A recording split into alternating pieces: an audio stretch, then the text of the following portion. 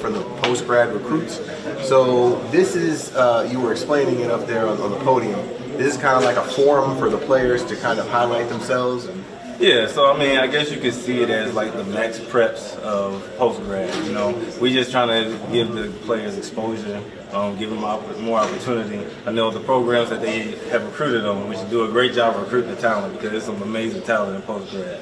But the programs who have recruited them are doing their part, but they have so many guys. So we try to do our part and try to, you know, clean up, you know what I'm saying, behind and try to help these guys as much as we can. And expose them the best we can and give them that exposure. So do you notice that there's maybe like a trend with the kind of post-grad athletes, like they're physically able, or maybe don't have the grades, or maybe they're just waiting for the right situation? Nah, the whole don't have the grades thing is dead. Okay. That's not the case anymore. Right. Okay, some guys with 4.0s in post-grad. It's just about another opportunity. That's all it is now at this point. It's about another opportunity and more growth.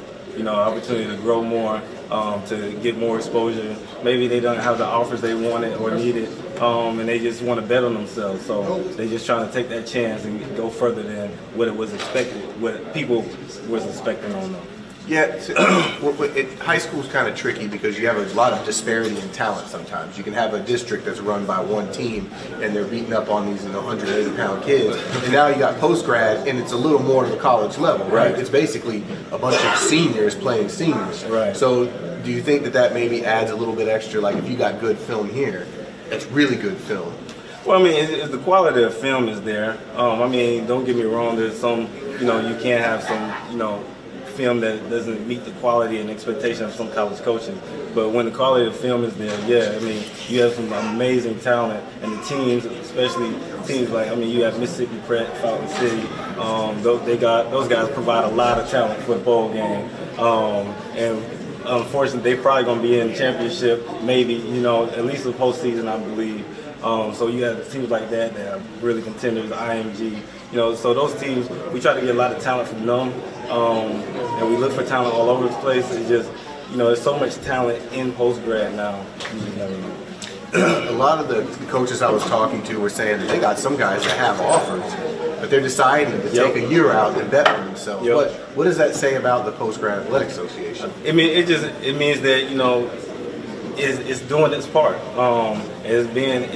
It's organized and it's paving the way, you know, to give guys that opportunity that they need instead of going to a school and transferring, you know, their freshman year. Now they can go to post-grad and really think about the decisions before they make them and move to that next level. And they get to grow physically, mentally, and every other kind of way. And now they got all 4 years of eligibility, which is probably, I mean, you would have to imagine over time that's going to make like this league really look good, because a coach can look at that and say, you know, instead of just a freshman who I got to put 20 pounds on and teach them how to do their stuff, now you can get somebody that's bet on themselves, so they have that level of maturity, right? At the same time you do that. So how does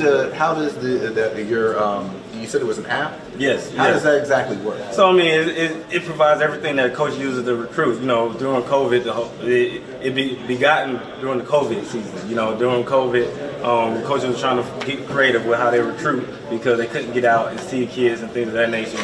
So it was derived from that. You know, height, weight, size, film, workout videos.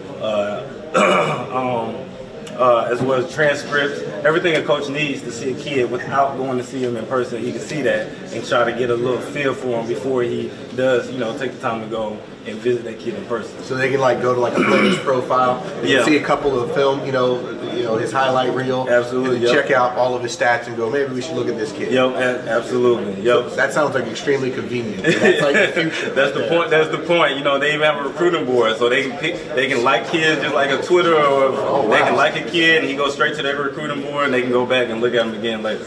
So so we're trying to make it as convenient as possible, and just to give post-grad their own realm, you know, because you have junior college, you got, you know, the transfer portal, you got high school, now you got guys coming from overseas. You know, a good friend of mine, Brandon Collier, he's paved the way for that. So we're just trying to give them their own, you know, gateway and their own path so that they can be recruited just like everyone else. All right, well, you heard it here. The future of college football and college in general is right here in post-grad.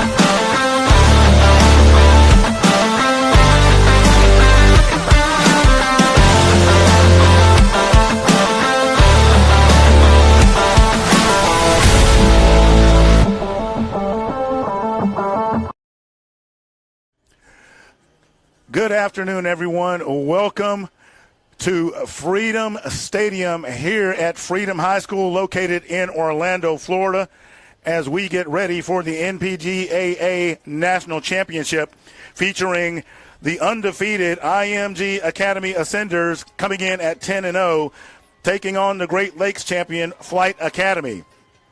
This ought to be a whale of a contest with stars all over the field.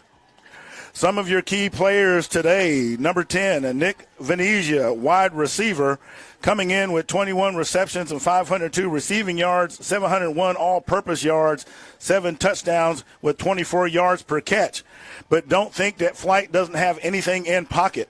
They absolutely do, with Javian Brownlee as one of their star receivers as well. Both teams with solid defenses. We're looking for a bit of a slugfest today on the natural grass field.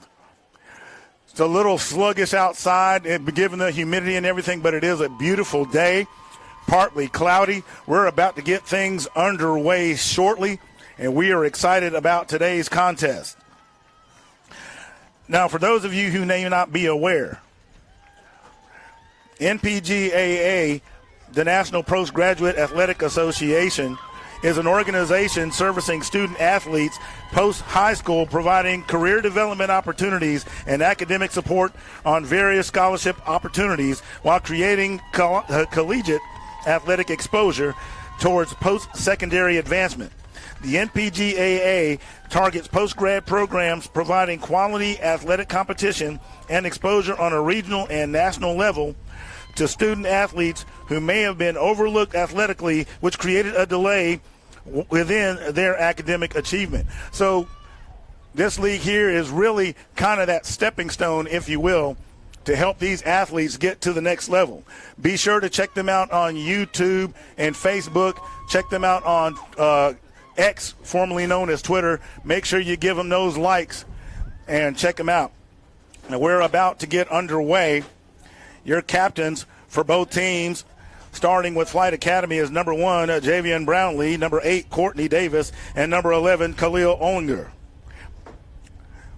For IMG, your captains are number 11, Cornell Green Jr., number 65, James Schaefer, number 14, Chase Spellman, and number 17, Eduardo Jolie. And they're about to have the toss.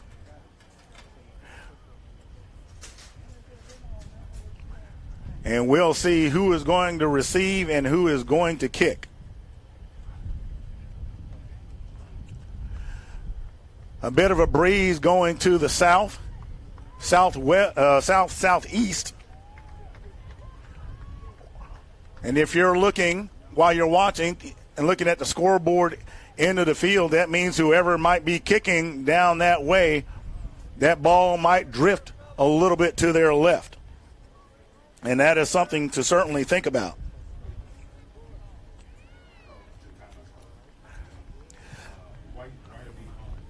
IMG wins the toss, defer to the second half. Oh. Flight Academy will receive. So Flight Academy is going to receive. IMG is going to defer.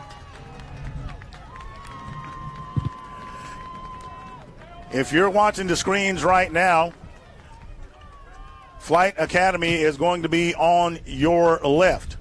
IMG will be to your right. IMG is the home team. Flight will be taking the position of visitors.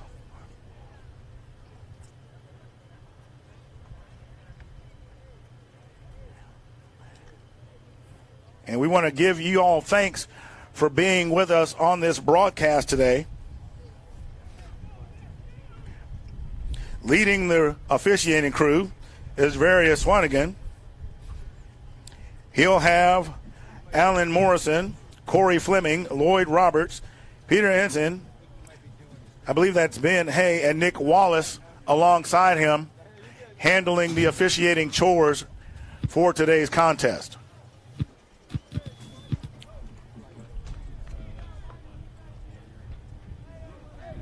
Back deep to receive for Flight is Wes Anderson, along with number 11, Khalil Olinger.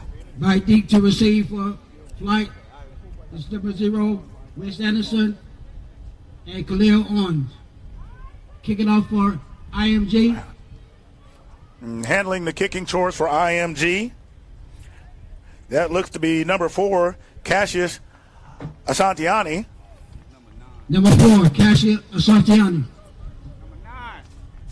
Correction, that is number 9. He had his jersey turned, so that one's on me.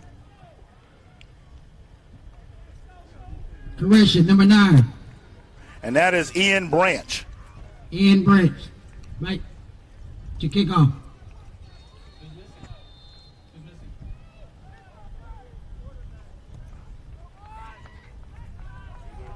And that kick is going to roll out of bounds.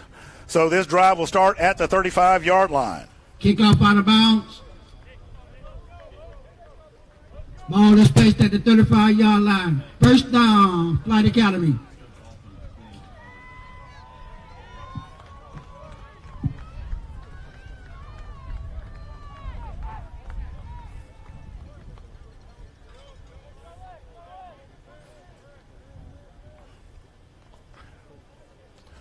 What a beautiful Sunday morning here in Orlando, people. Tell you what, you can't beat weather like this for a football game.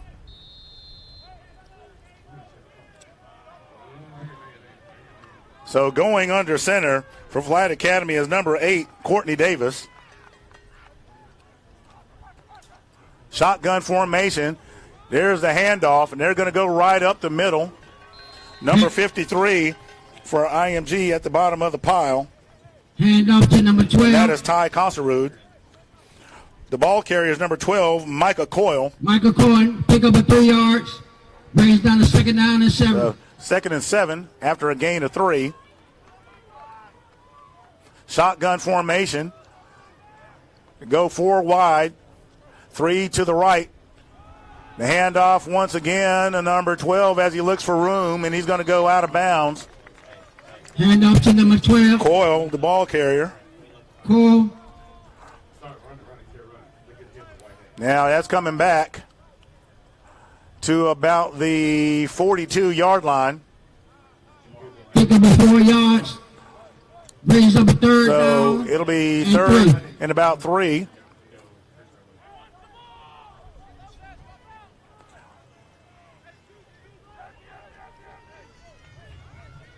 Gain of 4 on that last run. Empty backfield. They're going to go 5 wide. 3 to the right, 2 to the left. There's a snap.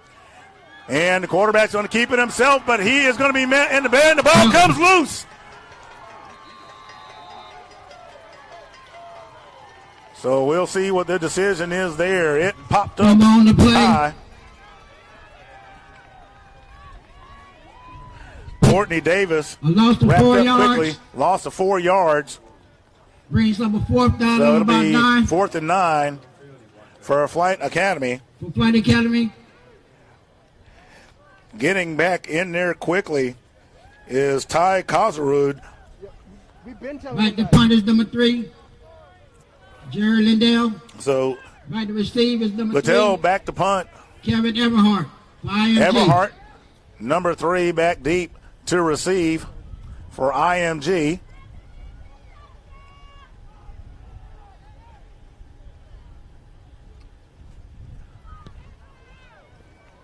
And that punt hangs out there. There's a flag on the field. Everhart with a short return. He's going to be brought down by number 22, Luis By number Canedo. 22. Flag on the play. So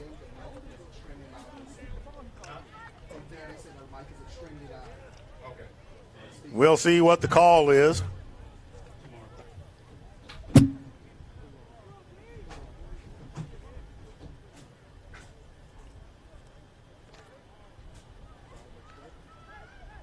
My flag still sitting on the field. Looks like a holding against IMG. Brings up a first down. So we'll see where they set the sticks. Okay, they finally walked that off. That is a spot foul, and that's what holding is.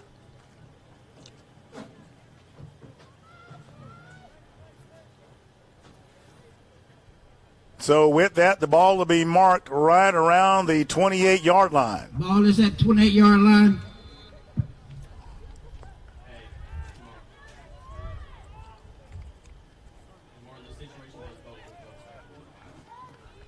So we have shotgun formation, extra blocker in the backfield. There's the give. Number 22, the ball carrier. He's going to be brought down by number 16, number 5. Trayvon Bryant wrapping him up. The ball carrier. Number 22, Arian Boyd. Ball is carried by number 22, Arian Boyd. Picked up a 7 yard. So a 7-yard gain on the play will net a second and 3.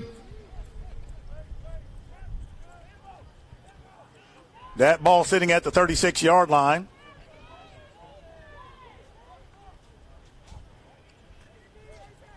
Man goes into motion, fakes the handoff, goes back the other way. Hand off the board and again. that is not going to work, folks. Number 9 for Flyght Academy all over it, and that is Grant Thompson, the defensive lineman.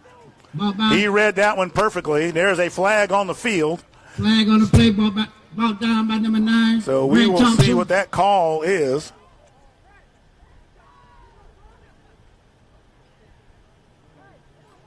And that one's going to go against Flight. Personal foul, face mask.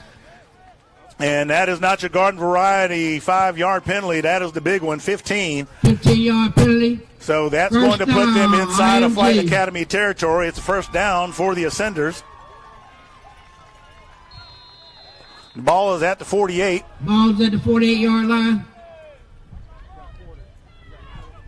Shotgun formation, 4 wide, single man in the backfield. He's looking for a man to put it in the air. Number 14 with the pass. It is complete. IMG looking for some room. Pass completed by number 14. Spelman. So that pass is complete.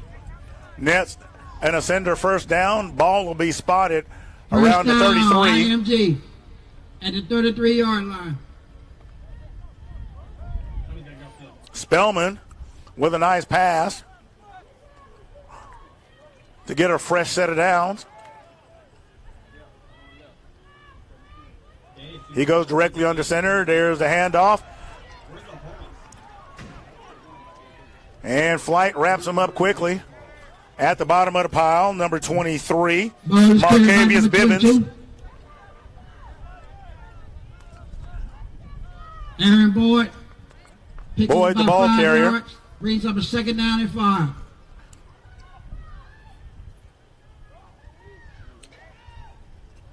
So at second, we'll call that a long 5, maybe 6 based on the spot of the ball. That ball is near the 28.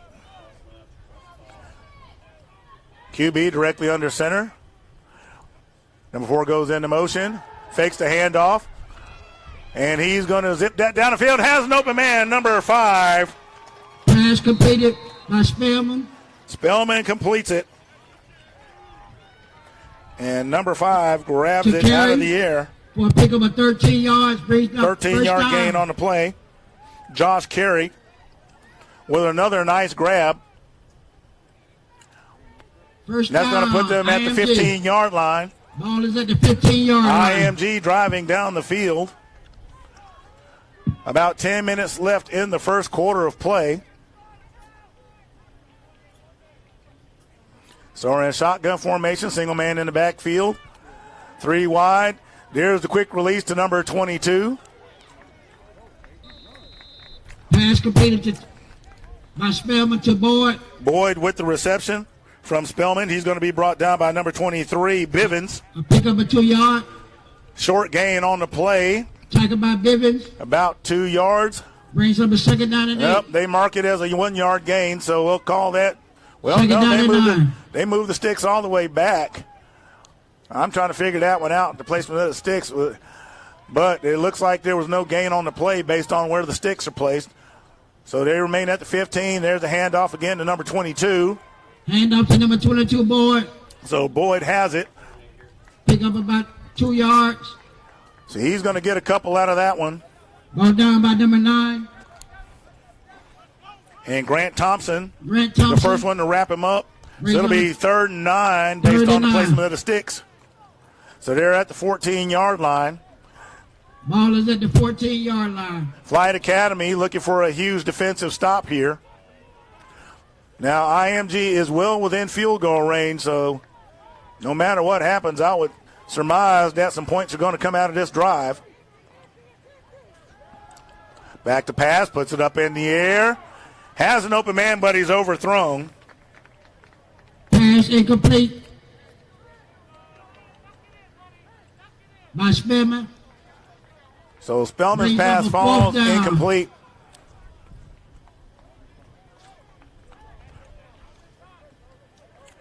That'll bring up 4th down. The intended receiver, Astiani.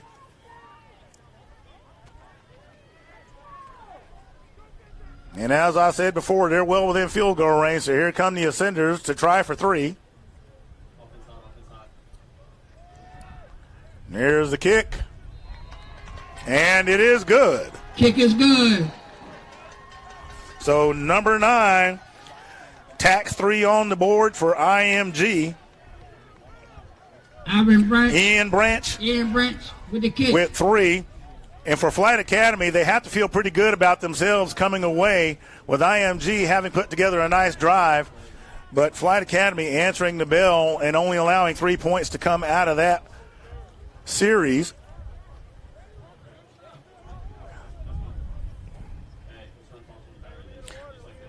$8:15 in the first quarter. Left in the first quarter. So- the score is IMG 3. As I Flight noted Academy earlier, 0. both teams defensively are solid. Branch will come out for the kickoff.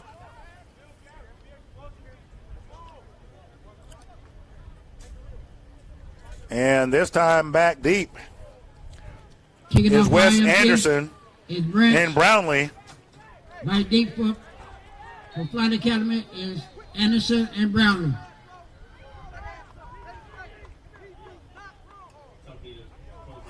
And there's the kick by Branch, and it's an onside kick. How about that?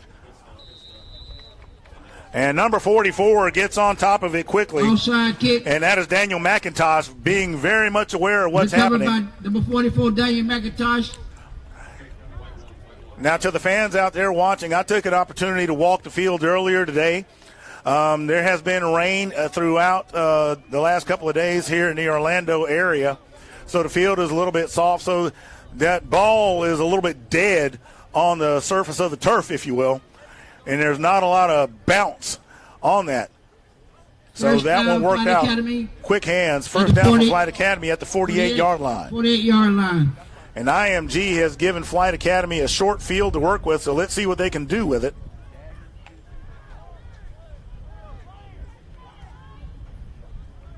So we have shotgun formation. 3 wide man goes into motion. Number 12 with the handoff, and number 54 for IMG is all over that play. He says, no, sir, Lost not about today. 8 yards. Makai Parker brings down number 12, Micah Coyle, quickly, and that is going to be a huge loss on that play. Ball down by number 54, Parker. So he will go down at the 45-yard line. I lost about 5 yards. So it'll be 2nd and 14. Brings up a second down and 14. And IMG's defensive front has been known to bully people, and we'll see if that holds true today. So you have single man in the backfield. You have 4 wide, shotgun formation. Looking for the open man, and that is going to go, it looked like, in and out the hands of number 7, Mike Figgins. Intended for number 7, Mike Figgins. Davis looking for the open man, and that's going to bring up 3rd and long for Flight Academy. Brings up 3rd down and 15, Flight Academy.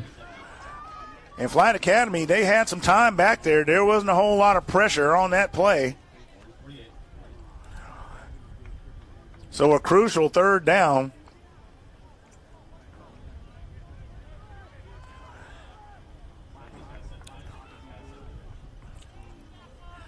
IMG showing a little bit of blitz. He backs up. 3 down linemen. There they go, coming up. Here they come, and they break through, and he's going to have to throw that one away. Number 7 for IMG. That is Jerry Merchant, the middle linebacker. Finds the seam and goes to play around in the backfield and causes that one to be thrown out of bounds. And that'll bring up 4th down. To number 1, Bradley. Pass is incomplete. That brings up 4th down and 15. Flight Academy.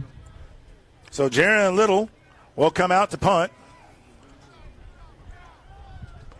Back deep once again is Everhart for IMG. Back to punt for Flight Academy is number 3. Little. Back to receive for IMG is Everhart. There's a snap. There's a punt. And that one's going to go and take a Flight Academy bounce. And Everhart is not going to get far on that return. Number 22 and number 14 for Flight Academy back there quickly. That is Luis Canedo along with Xavier Isaacs. Ball return for excellent coverage by Flight Academy on that punt. And special teams may be the key to today's contest, but we'll find out.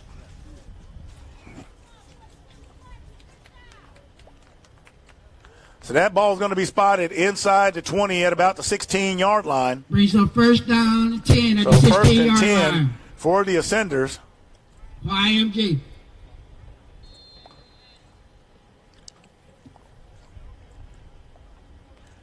And now with everything spotted and finalized, it actually is at the 15.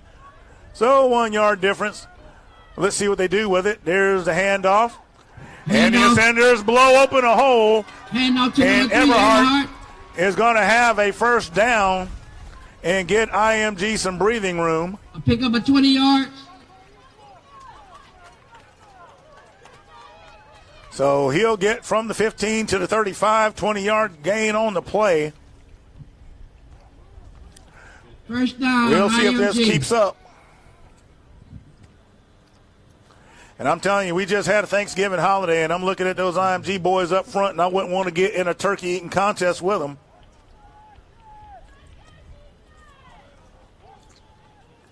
There's Everhart once again trying to shift his way, still on his feet. And looks like he's going to have enough to move the sticks once again. Coming up out of the bottom of the pile is Wes Anderson, who may have finally brought him down. Brings up a 1st down, IMG. So it'll be a 1st down for the Ascenders with the ball going to the 46-yard line. Ball is on the 46-yard line. IMG looks to be picking on the left side of that Flight Academy defense. Single man in the backfield. They go directly under center, 2 wide. So it looks like they're going to stay on the ground based on what I'm seeing here. And that's exactly what they do. And once again, they go to their right. Ball is carried by number 3, Everhart. Everhart once again. Pick up a 5 yards. And they're attacking that right-hand side of the defense. Brings up a 2nd down and 5. Number 71 getting a piece of that action on defense. For Flyght Academy, solid gain of 4 yards on the play. It'll be 2nd and 6. Ball is at the 50-yard line. Ball is at the 50-yard line. So we'll see if IMG sticks with the formula that they've been using so far on this drive. Sometimes, they say if it ain't broke, don't fix it. Well, they're going to go 4 wide. Everhart single man in the backfield. Shotgun formation. They're going to put it in the air, and he's going to be sacked. They did not see that one coming. Number 2, Thomas Jones, the free safety, 14, sacked by number 2. Is going to bring down Spellman. That's going to result in a loss of yardage on the play of about 4 yards, so it'll be 3rd and 14. The ball goes back. Lost to 4 yards. To the 41-yard line. And that is a huge defensive play by Flight Academy. Well, I guess, remember what I said earlier, if it ain't broke, don't fix it. So they decided to pass and ended up getting sacked on that play. So you have a single man in the backfield. That's Everhart. Spellman back there looking for an open receiver. Looks like he may have to take off, but he gets rid of it just in time, and it's going to go in and out of the hands. Pass by Spellman, incomplete. Jay Caldwell, the strong safety. Broken up by that. number 5, Jay Caldwell. Brings up a 4th down. So it'll be 4th IMG. down. And Flyght Academy locking down defensively. And IMG is going to be forced to punt.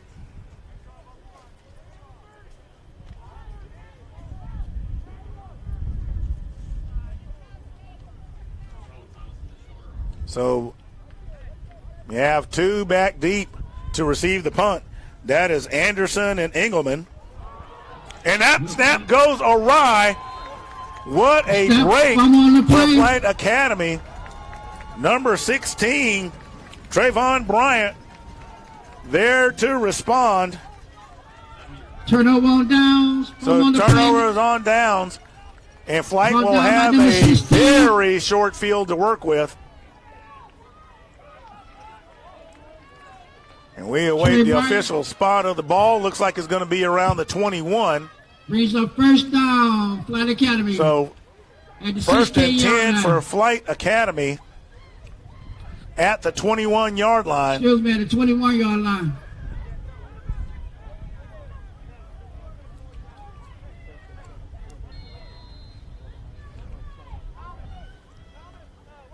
So we have shotgun formation. 3 wide, single man in the backfield. IMG showing blitz. Here they come. And that pass is broken up, but there is the flag on the play. Number 7, flag on the play. Pass is for number 7, Mike Figgins. But that is going to be an interference call. So we'll see what they do. And that is exactly what it is, folks. Pass interference. Pass interference. IMG. So 1st down. With the mark off of the ball, it'll go to the 16. 1st down for Flyght. So they go right back to the well, same formation. Single man in the backfield, shotgun. IMG showing blitz. Snaps a bit high, throws it up in the air, and that one's going to be, and there's another flag, and that's going to be pass interference. Pass intended for number 13.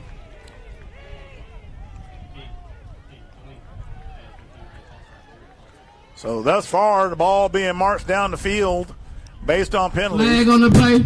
And we have an injured player on the field. Injured player on the field. And we'll be right back.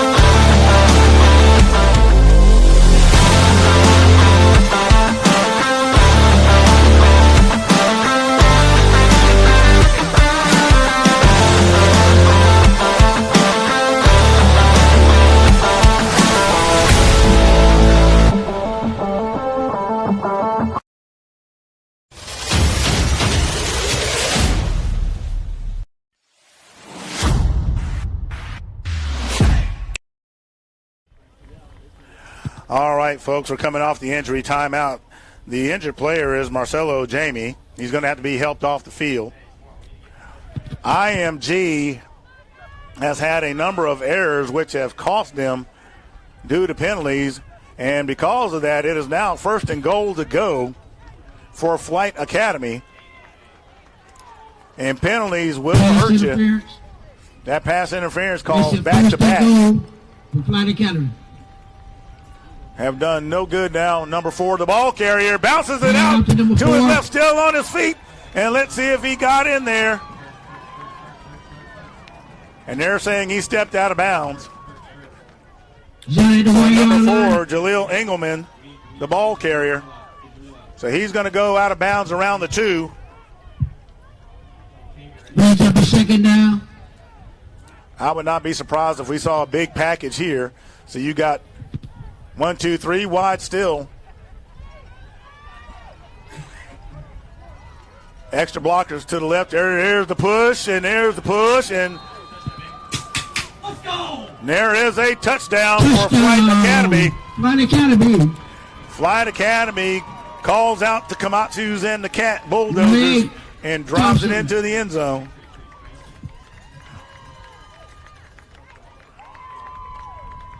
And IMG has got to be asking themselves several questions about that drive, and I'm sure the coaches will speak to them about that later, about why penalties are a deadly, deadly thing. You never want to just give up the score. And effectively, that is what has happened. The penalties gave Flight the assist coming down the field. So they're not going to kick it. They're going to go for the extra change. Number 8 looking for room. He's not going to have any. Number 61 is going to get back there and bring him down. He's not completed.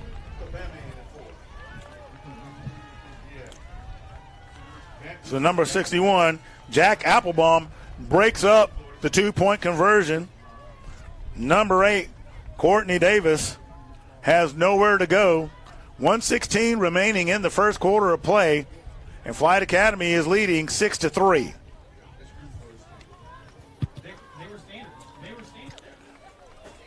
So here we go. A tight contest. Flight Academy with the lead.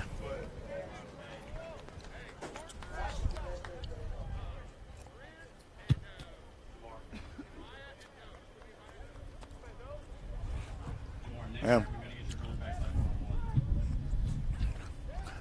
So we'll see what happens in this last minute here. We'll see how the Ascenders adjust.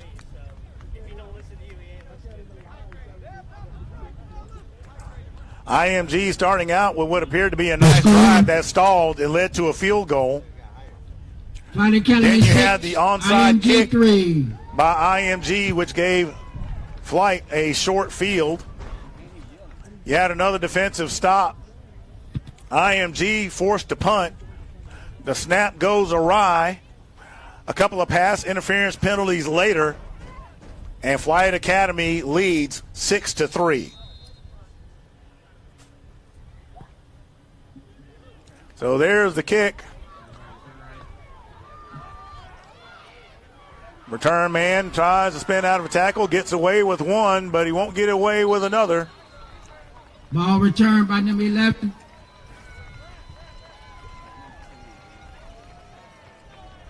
And returning that one, it looked like that's number 10. Number 10. Big Venezia, the wide receiver.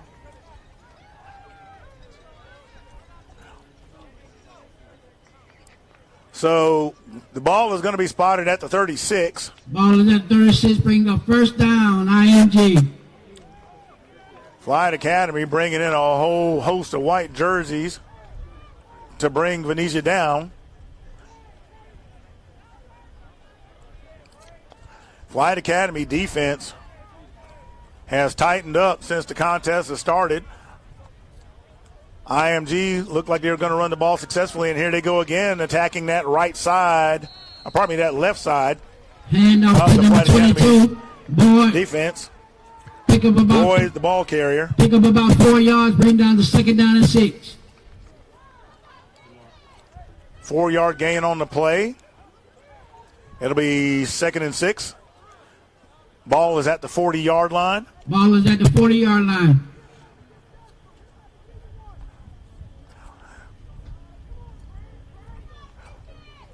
It'll be interesting to see what they do here. So you've got 2 wide, single man in the backfield, shotgun formation. Man goes into motion. Once again, IMG runs to their right. And I think board. that Flight Academy has figured that one out. Pick up a no gain. So, look like no gain on that play. Brings Ball up second remain down. at the 40-yard line. Third down. It'll be 3rd and 6. 3rd and 6. And that's the end of the first quarter. And that'll do it for the first quarter, folks. end of the first Flight quarter, the Academy score. leads Flight Academy 6-3 6. over the Ascenders. IMG 3.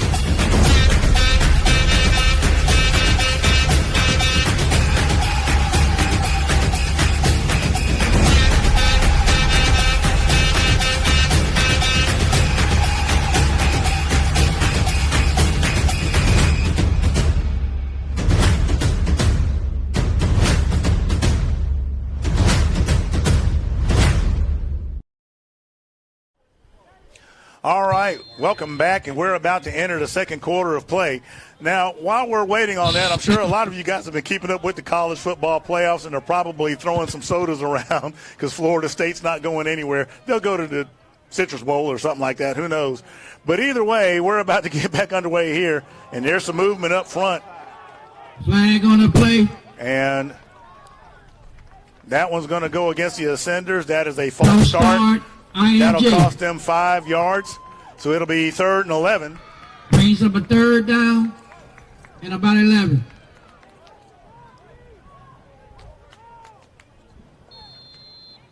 And the old pigskin's going to get dragged back to the 35-yard line.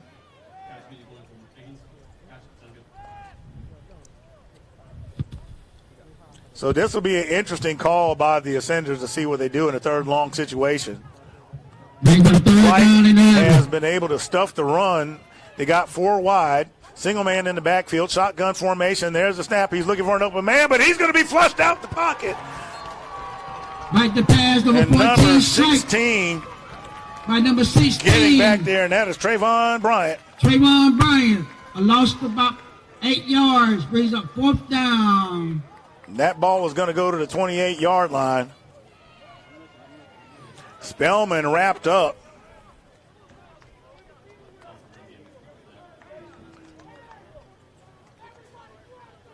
So once again, the defenses are shining. Back deep, Engelman.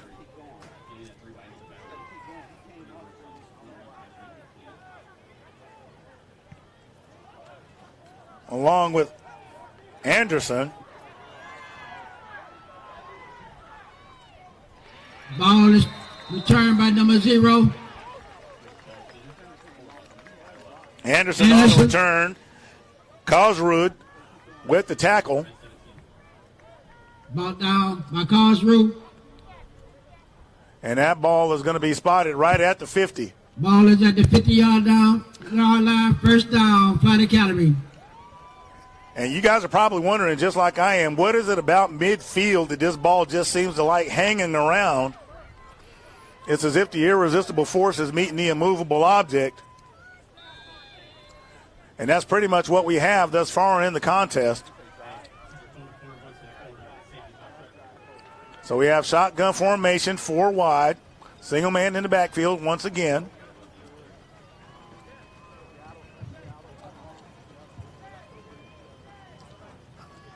IMG in the 4-3. Hand up to number 12. Number 12, the ball carrier.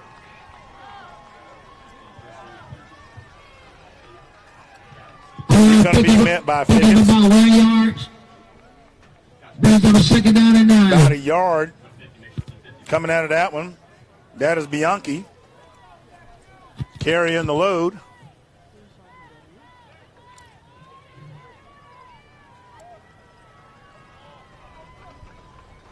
So about 2nd and 8.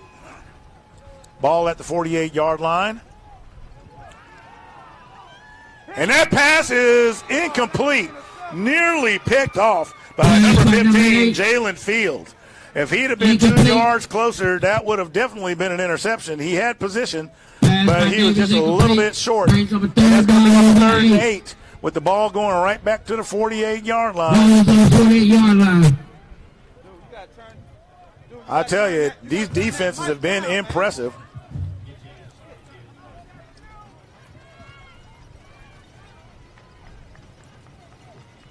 So we've got 3 to the left, 1 to the right. IMG showing a little bit of blitz. Good blocking. Quarterback rolls out of the pocket. There's the pass. And it is complete. And there is a flag on the play. That pass completed around the 11-yard line. There is a flag. Flag on the play. I expect that being interference. It'll get waved off, and they will take the yards.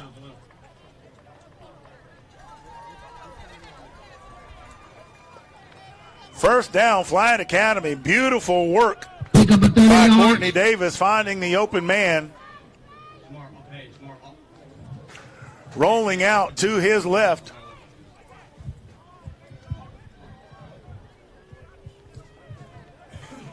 Pick up about 30 yards. Brings up first down, Flyght Academy. A little over 30-yard gain on that play. So we got 2 in the backfield. 3 wide. A little bit of misdirection. Number 4, the ball carrier. Number 13, the first to meet him, but he's going to go for a ride before he's brought down. That is Jaleel Engelman. Number 13, Quinn Reed tries to bring him down, but gets dragged downfield a little bit. Pick up about 7 yards. And that ball goes inside the 10, and it is. Ball is on the 6-yard line. 2nd down, and about 4 yards. Not quite goal to go, but they're almost there. That ball at the 7. Once again, 2 men in the backfield. 2 wide to their right. Single man to the left. Ball is on the ground. And it's still there. And it's finally picked up by Flyght. Picked up by Flyght Academy. They get on top of it. That's number 71. Picked up by number 71. He is very much alert, and that is a good thing.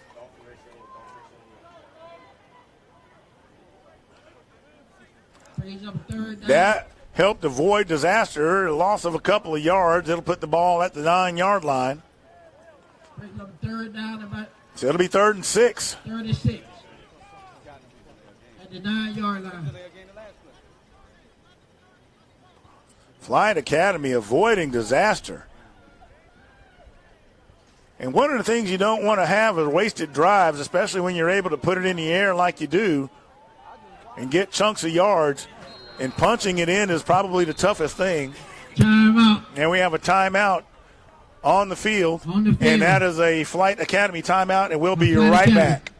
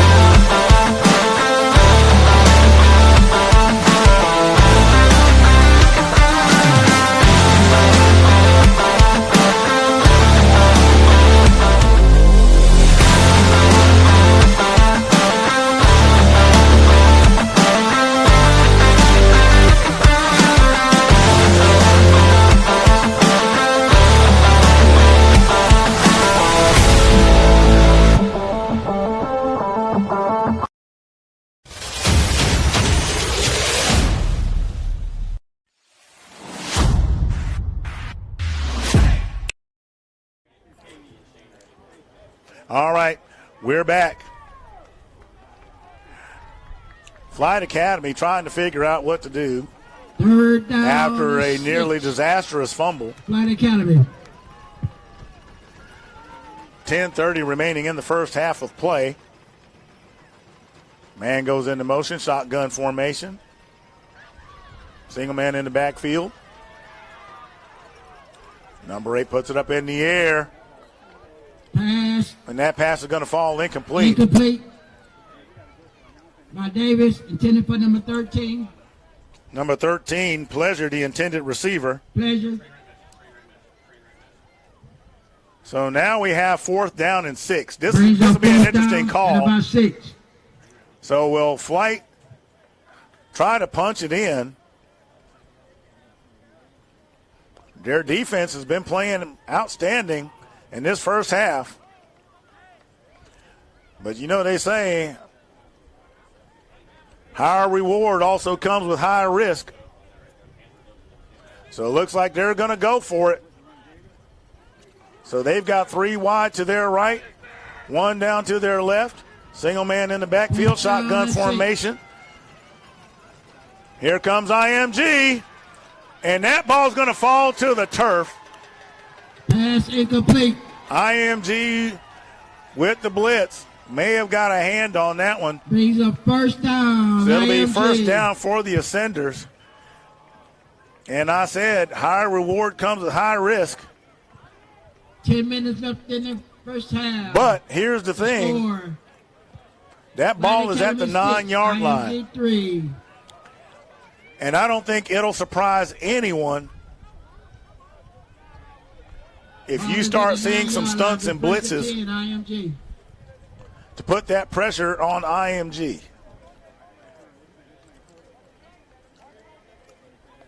So shotgun formation. They fake the handoff, and I am really surprised at that play. That is risky at best. 14. Flight Academy has proven that they can stuff that run. Number 5 getting back there, and that's Caldwell creating some disruption. Holes close up quickly. Nowhere for Spellman to go. So no gain on the play. It brings up second down. Ball down by number 6, Shane Davenport. Davenport ultimately getting the job done. So they're going to go directly under center. You know that's going to be handed off. There it is in Flight Academy. Ball Once again, by number 3, 16, Everhart. Trayvon Bryant, Ball down by number 16. having his way Trey in the Bryant. backfield. Everhart with nowhere to go. And I don't think there's any mystery going on here regarding these defenses, like I said earlier. And that is a big front that IMG has.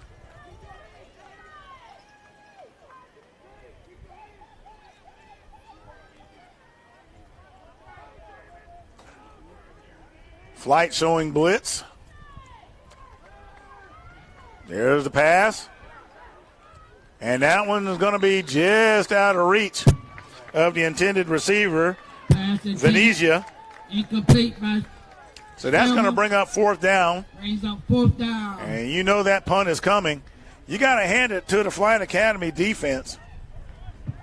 May not be a whole lot of offense going on, but there's a whole lot of defense.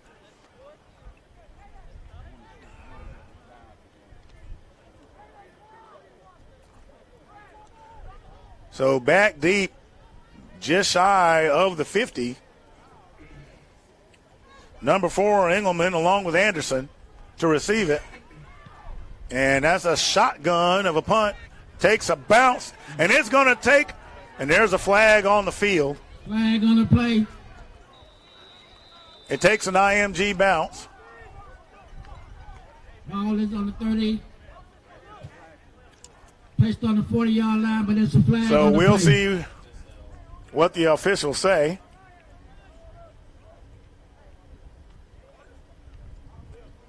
And he's getting communication from his team. push in the And back have a block in the back against Flight Academy. against Flight Academy.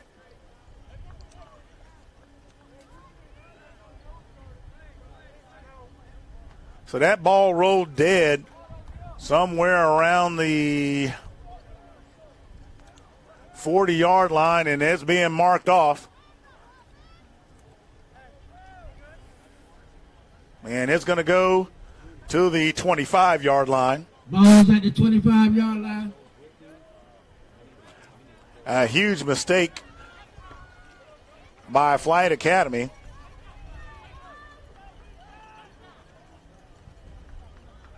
He's on first down at the 25-yard line. First and 10 from the 25 would have had an excellent field position had it remained at the 40. High snap, he has to bring it down, but that creates a delay and allows IMG to get back there and stuff the play. Number 11, Cornell Green Jr. Ball down by number 11, Cornell Green Jr. Pick up his no yard. No gain on the play there. Lost to 3. So a loss of about 3 or 4 yards on that play. Yeah, it's about a loss of 4. So it'll be 2nd and 14. Brings up a 2nd and 14.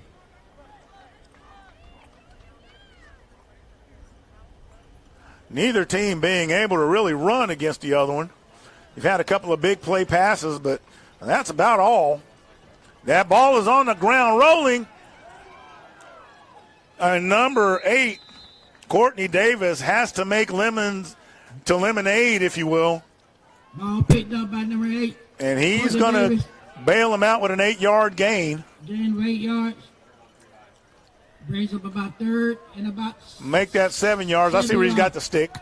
Now I see where he's got the stick. That's a 7-yard gain, and so it'll be 3rd and 7. That ball at the 28-yard line. Ball is at the 28-yard line.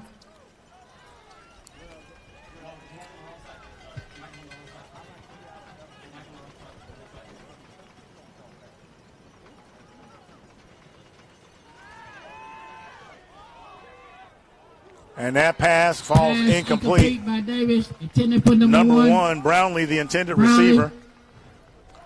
And once again, we're at 4th down. 4th down. If you were looking for offensive fireworks during this contest, I'm afraid you're going to come up short. It'll be interesting to see what the halftime adjustments are. Like the punt put. So number 3 back to punt. That is Little. Little. Back to receive with number 3, Everhart. Everhart. Back to receive once again for the Ascenders.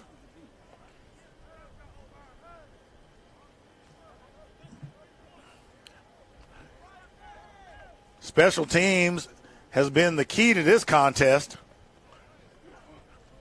And Everhart has it. He's going to take off to his left. He's accelerating. He's still going up the field, cuts it back, still on his feet, cuts it back inside before he is brought down. Punt return by number 3, Everhart. By number 44, Daniel McIntosh, finally catches him around the ankles. Punt return for a gain of 44 yards. Huge return of about 44, puts the ball at the 20-yard line. Brings up first down, IMG at the 20-yard line. The Ascenders will have a first down at the 20. And I had a chance to speak with the coaches a little bit before the game. Timeout on the field. And we have a timeout on the field, do we? Let's see. Apparently there was a penalty on the play. There's a flag on the play. Personal foul. Personal foul. Face mask. So that's going to take it to the 10. Mask brings up first and goal, IMG. So first and goal to go for the Ascenders. Ball is on the 10-yard line. 22, the ball carrier, takes off, bounces it to his left. Hand off to number 22, boy. But he's going to be brought down by number 11, Olinger. Ball down by number 11. Pick up about 3 yards. So a 3-yard gain on the play. Brings up second and goal. Boyd with the carry. It'll be second and goal to go. But as I was saying, I had a chance to speak with the coaches, and, you know, given my thoughts, I figured it'd be special teams and penalties being the key.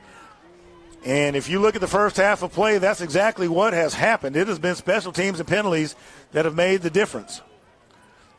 So there's this, and number 14 decides to keep it, sees there's nowhere to go, and begins to slide down. Number 20, Braylon Brewer, right there in his face. Ball is kept by number 14, Spellman. Spellman tries to run it to his right, Pick up about 1 but yard. nothing available.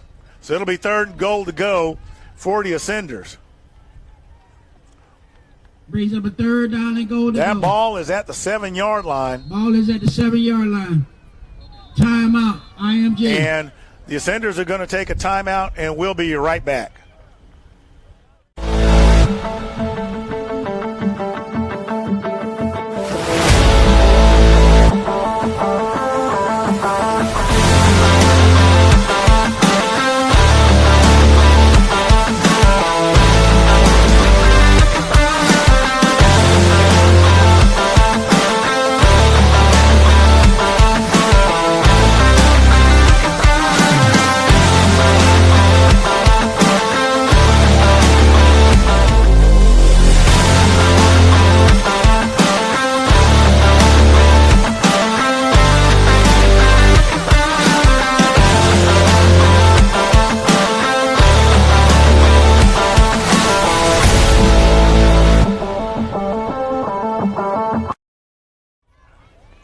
All right, we're back.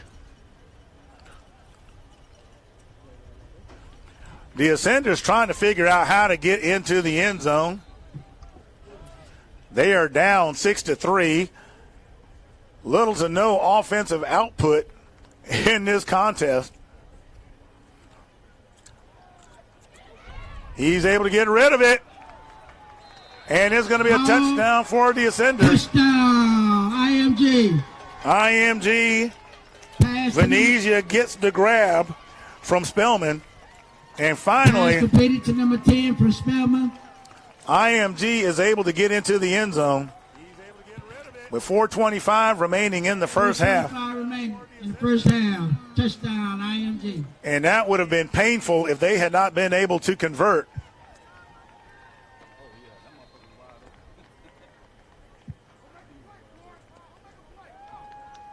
So number 9 back to kick the PAT.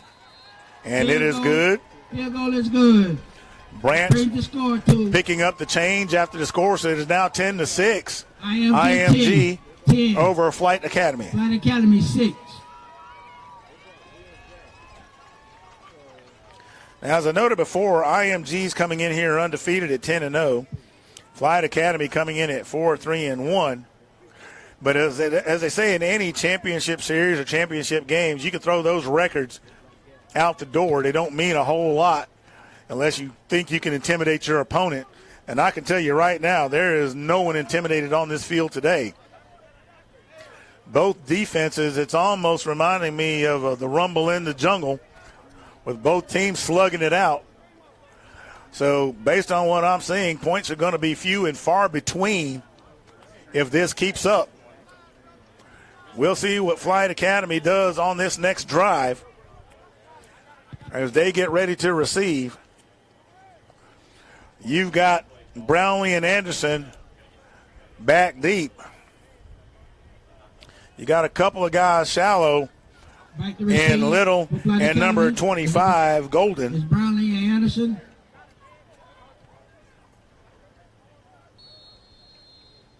And looks like IMG was about to get ahead of the whistle. Now, we saw that onside earlier, and it looks like there's a squib. So number 14 gets on top of it, and that is Xavier Isaacs, who manages to get on top of that. And that ball is going to be spotted somewhere around the 36. So that'll be 1st and 10 for Flight Academy. 1st and 10 for Flight Academy at the 36-yard line. And we'll see if they're able to answer back. Now, one thing they have been able to do is they've been able to get down the field, but they haven't been able to, quote-unquote, punch the ticket. And they had an opportunity on 4th down to get 3 points out of it, elected to go for it, and came up with nothing. We'll have to see if that comes back to haunt them as this contest goes on.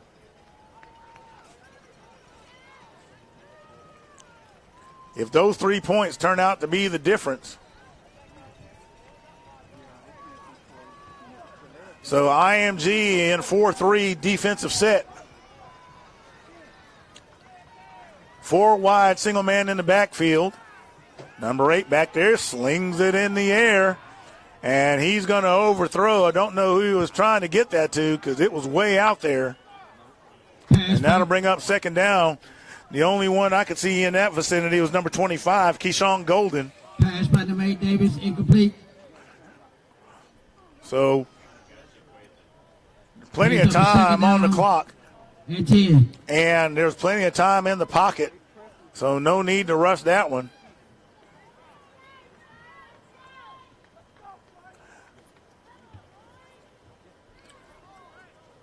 I wouldn't be surprised if Flight Academy puts it on the ground here.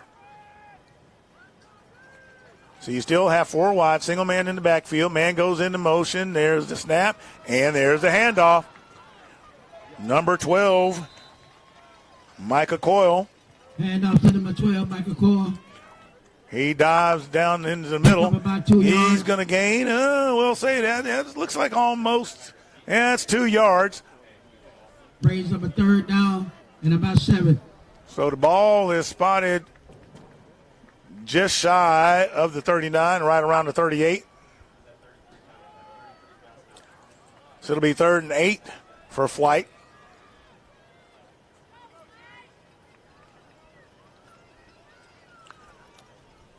Quarterback discussing with the players what needs to happen. So you got a single man high. Man goes into motion. Looks for the quick pass. There it is. And it's in and out the hands of number 25, Keyshawn Golden. Number 25, incomplete. That pass is going to fall incomplete. Brings up a 4th down. If he'd have caught that one, he would have had some room to roam. About 8. So that's going to bring up 4th down. And once again, it's a defense thing.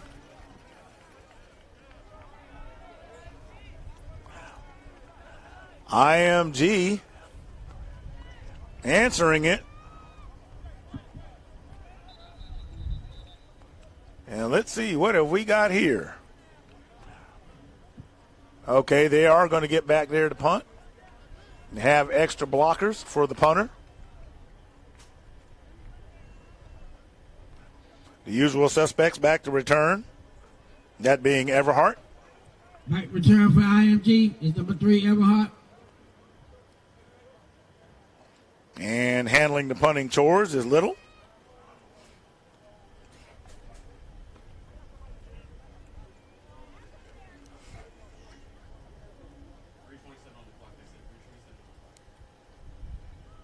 So I think they're trying to get the clock straight. And looks like everything's good to go.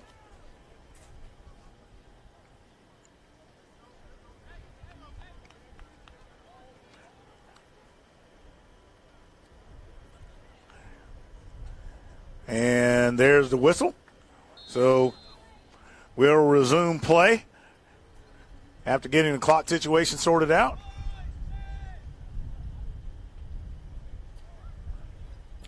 Snaps a little bit sideways. That punt drifts. And it goes over the head of Everhart. He's going to have to get away from that thing. Number 14, Xavier Isaacs, is going to down it around the 20-yard line. Right, number 14. So Isaacs downs it. Isaac brings up 1st down for IMG. It'll be 1st and 10 for IMG from the 20-yard line. 3:18 remaining in the first half. 3:18 remaining in the first half. And if I had to find a 5-letter word to describe the first half, it would be crawl. The first half has been a crawl offensively for both of these teams, trying to find the answer for each other's defense.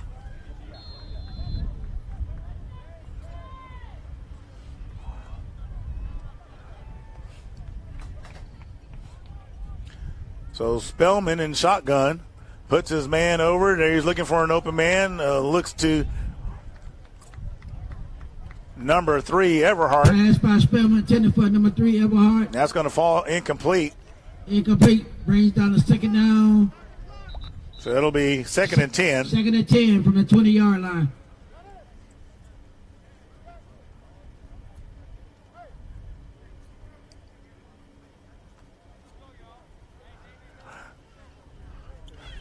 So the sun continues to hold here in Orlando. They said intermittent showers. And I said to my counterparts earlier today, I'm going to see the glasses half empty, as in less water. So it's holding true to that. A beautiful day here in Orlando, Florida. We have a nice defensive struggle going on. Everhart with the lob. He gets a hold of it. Pass completed to He's going to be wrapped up by number 11, Olinger. Pick up about 8 yards. So an 8-yard gain on the play. It'll be 3rd and 2. And Spellman did that with pressure in his face. And got to give credit to Everhart because he snatched that out of the air with one hand. So IMG looking to keep the drive alive. Everhart, the ball carrier. He's going to be wrapped up. It looks like to be, let's see. No, he finds a way to keep his legs moving. By all indications, the sticks are going to move as well as he gets. Yep, he gets to the 31-yard line. First down, Ascenders. Pick up about 3 yards. Brings up first down, IMG.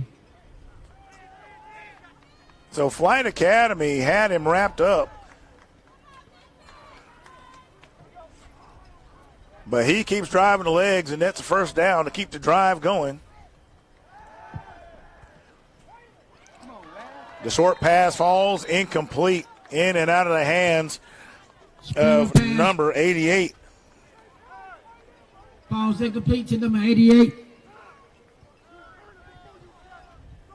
And that is Lazario Rodriguez. Rodriguez brings up a second down. So it'll be 2nd and 10. Brings up second down and 10 yards to go.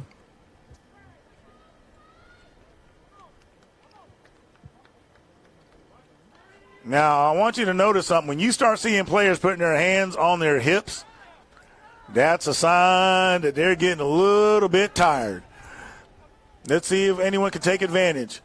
And I think the answer to that, the ball is loose, and there's a fumble, and Flight Academy has it. Carried by Boyd, fumble on the play. Ball is picked up by number 55, Flight Academy. Number 55, Parker Levier for Flight Academy, jumps on top of the Easter egg with 1:42 remaining in the first half. Brings up first down, Flight Academy. So Flight Academy, their defense rings the bell. That ball spotted right at the 27-yard line. A short field to work with.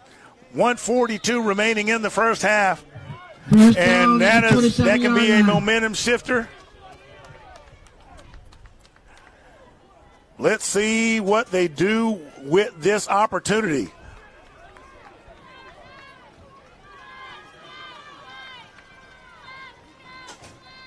Plenty of time on the clock. A couple of timeouts remaining. Call comes in from the sideline. Man goes into motion, 3 wide.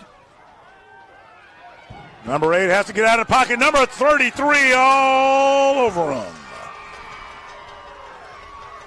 Trey Ginn jumps on the back of Courtney Davis like Superman's cape. And that is a loss of 4 yards on the play. And that'll put the ball at the 32-yard line. So the ball now at the 32. It is 2nd and 14. Brings down to 2nd and 14. Flyght Academy knows that they have to seize this opportunity. So we got shotgun formation, 4 wide, 3 to the left, 1 to the right. Single man in the backfield. And he has time, has an open man, and that is a touchdown. Courtney Davis to Brownlee with the touchdown. There's a flag on the There is a flag on the field, however. So we'll see. Flyght Academy. And it's holding against Flyght Academy.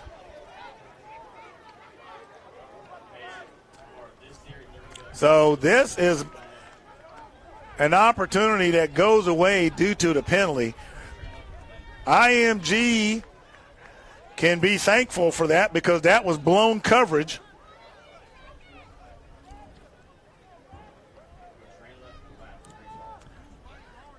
So with that penalty, the ball goes to the 42.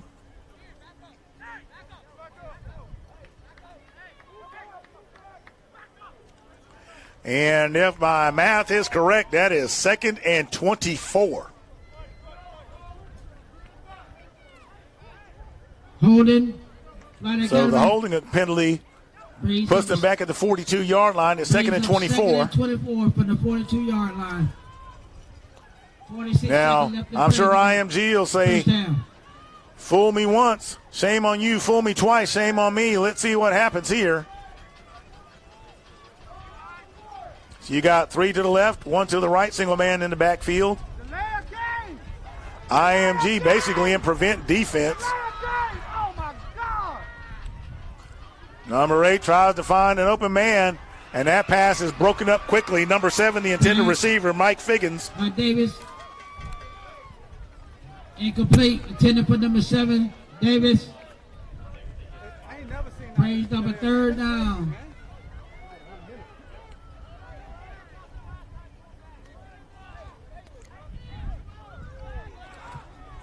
So IMG very much aware trying to keep Flyght Academy playing underneath.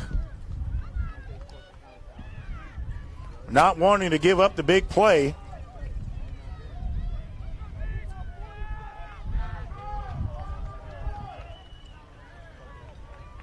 So this is a huge 3rd down. 40 seconds remaining in the first half. Single man in the backfield. Going 4 wide. There's the quick release to number 1, and he's going to try to find some room and use his legs. Needs to get out of bounds, and he does. Pass by Davis. Brownlee has the grab. Brownlee.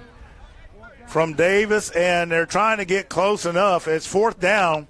Brings up a 4th down, about 12. So it's 4th and about 12. So I don't know if they've got the kicker to do it. Or are they going to go for it? Timeout, IMG. So the Ascenders are going to take a timeout. We'll be right back, and we've got ourselves a whale of a defensive contest, folks.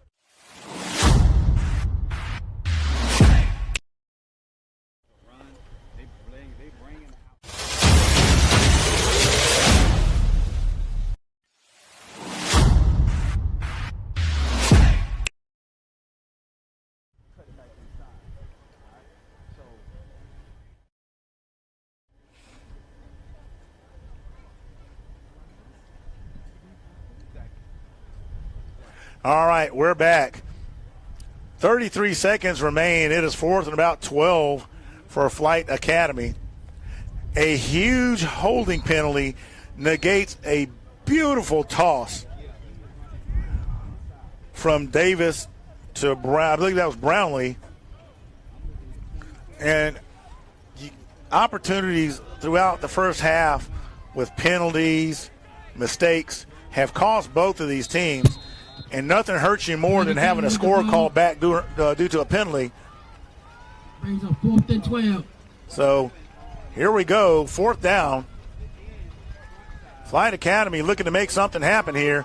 And he puts up a rainbow and has the open man. And it goes to number 25, Keyshawn Golden. Pass of 35 yards. No flags indicated. Keyshawn That is Golden. going to be a touchdown for Flyght Academy. So they go back to the well. This time they go to the opposite side of the end zone on the deep fade and cash it in. So they're leading 12-10. This will be an interesting decision here because remember earlier Davis attempted to run it in for a 2-point conversion and it got stuffed. So that's why you see that 12-10 score. Flyght Academy attempting a 2-point conversion. So they're going to go for 2 once again. IMG showing blitz. Here they come, and there's a quick pass, and that one's going to fall incomplete. Quick pass intended for number 1 Brown, incomplete. So it is 12-10. So that brings the score to 12-10. Flyght Academy, 28 seconds left in the Brownlee, first the half. only one in the neighborhood. And these extra point attempts, you don't want to leave money on the table, as they say. So when they have a chance to cash in, you better cash it in, especially in a close defensive game like this. You know, you could say some games are a brouhaha. Some games are a tussle. Some games are a kerfluffle. I'm not sure what I'll call this one at the end of the day, but it looks like one of those wrestling matches where they sit up there and just kind of slug at each other to see what's going to happen.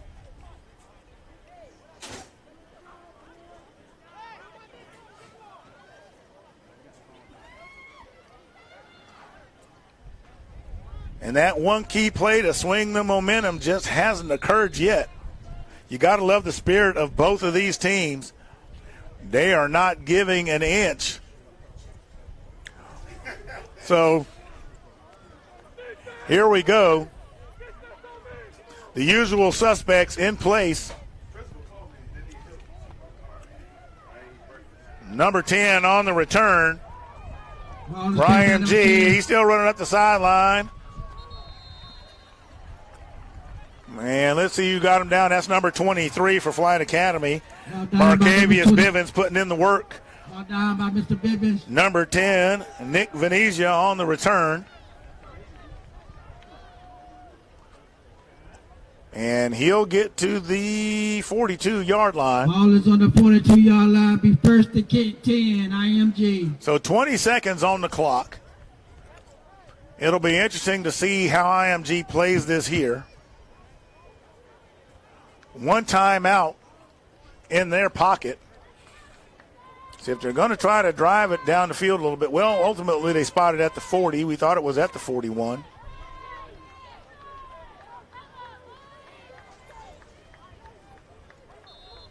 $20 seconds, not a whole lot of time. You might get 1 or 2 plays off, and you've got that timeout, and they're just going to let the clock go. And I think at this point, why not? Kneel down by Spellman. Neither team has been given one way or the other a whole lot of action. And that brings a close to the So end of the first as we half. end the first half, With the here's some key score. takeaways. It's 12-10. Flyght Academy 12. We've seen a IMG number of 10. penalties. We've seen penalties kill scoring drives. We've seen mistakes kill drives. How will the coaches talk to their players at halftime to fix these issues? We'll find out, and we'll be back in just a few.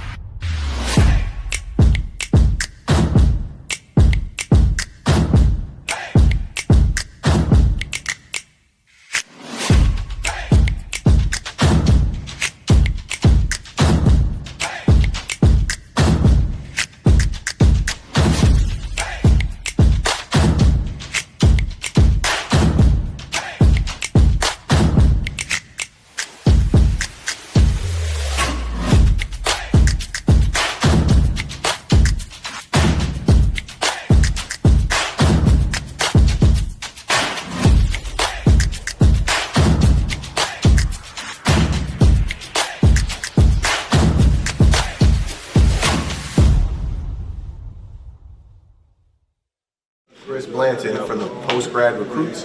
So this is, you were explaining it up there on the podium. This is kind of like a forum for the players to kind of highlight themselves. Yeah, so I mean, I guess you could see it as like the max preps of post-grad, you know. We just trying to give the players exposure, give them more opportunity. I know the programs that they have recruited on, we should do a great job of recruiting the talent because there's some amazing talent in post-grad. But the programs who have recruited them are doing their part, but they have so many guys. So we try to do our part and try to, you know, clean up, you know what I'm saying, behind and try to help these guys as much as we can.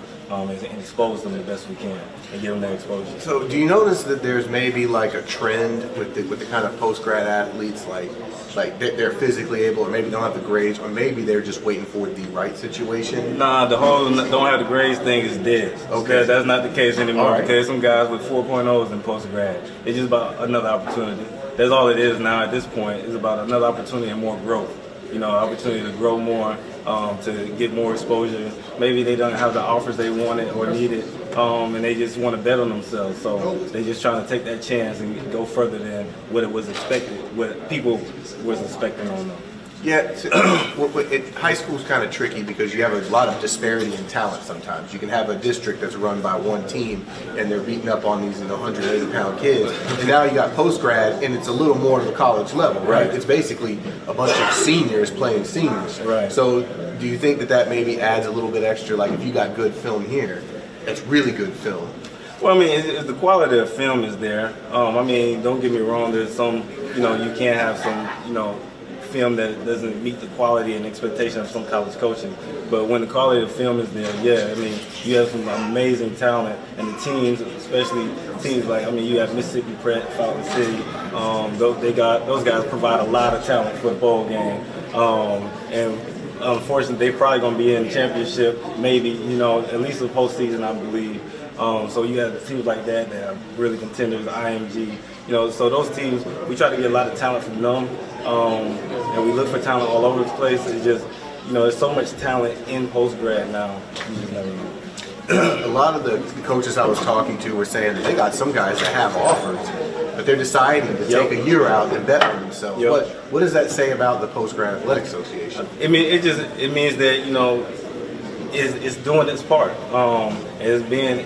It's organized and it's paving the way, you know, to give guys that opportunity that they need instead of going to a school and transferring, you know, their freshman year. Now they can go to post-grad and really think about the decisions before they make them and move to that next level. And they get to grow physically, mentally, and every other kind of way. And now they got all 4 years of eligibility, which is probably, I mean, you would have to imagine over time that's going to make like this league really look good, because a coach can look at that and say, you know, instead of just a freshman who I got to put 20 pounds on and teach them how to do their stuff, now you can get somebody that's bet on themselves, so they have that level of maturity, right? At the same time you do that. So how does your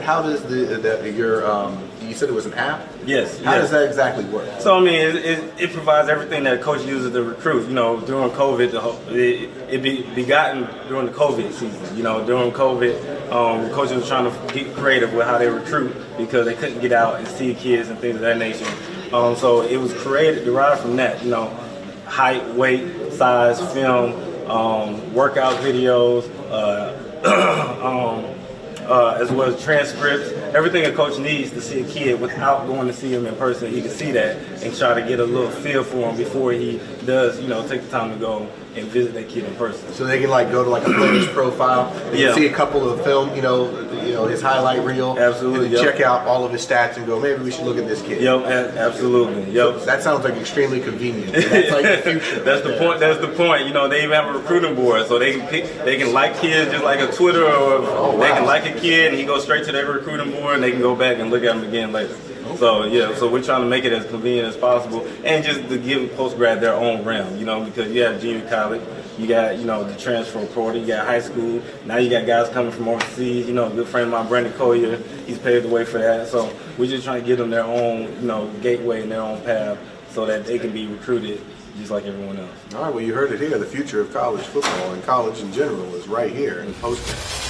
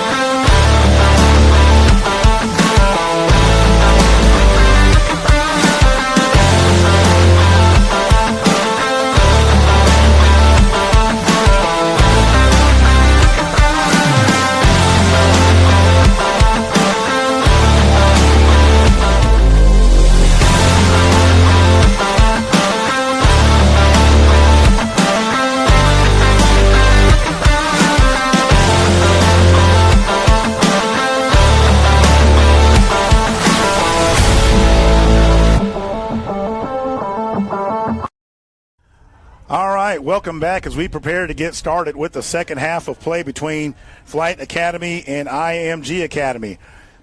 Your score is 12-10. It has been a defensive struggle pretty much in the first half. Welcome to the second half. Each team really trying to do whatever they can to get on the scoreboard. And if you look at the scoreboard, what's really brought those two bear, if you will, are penalties and mistakes.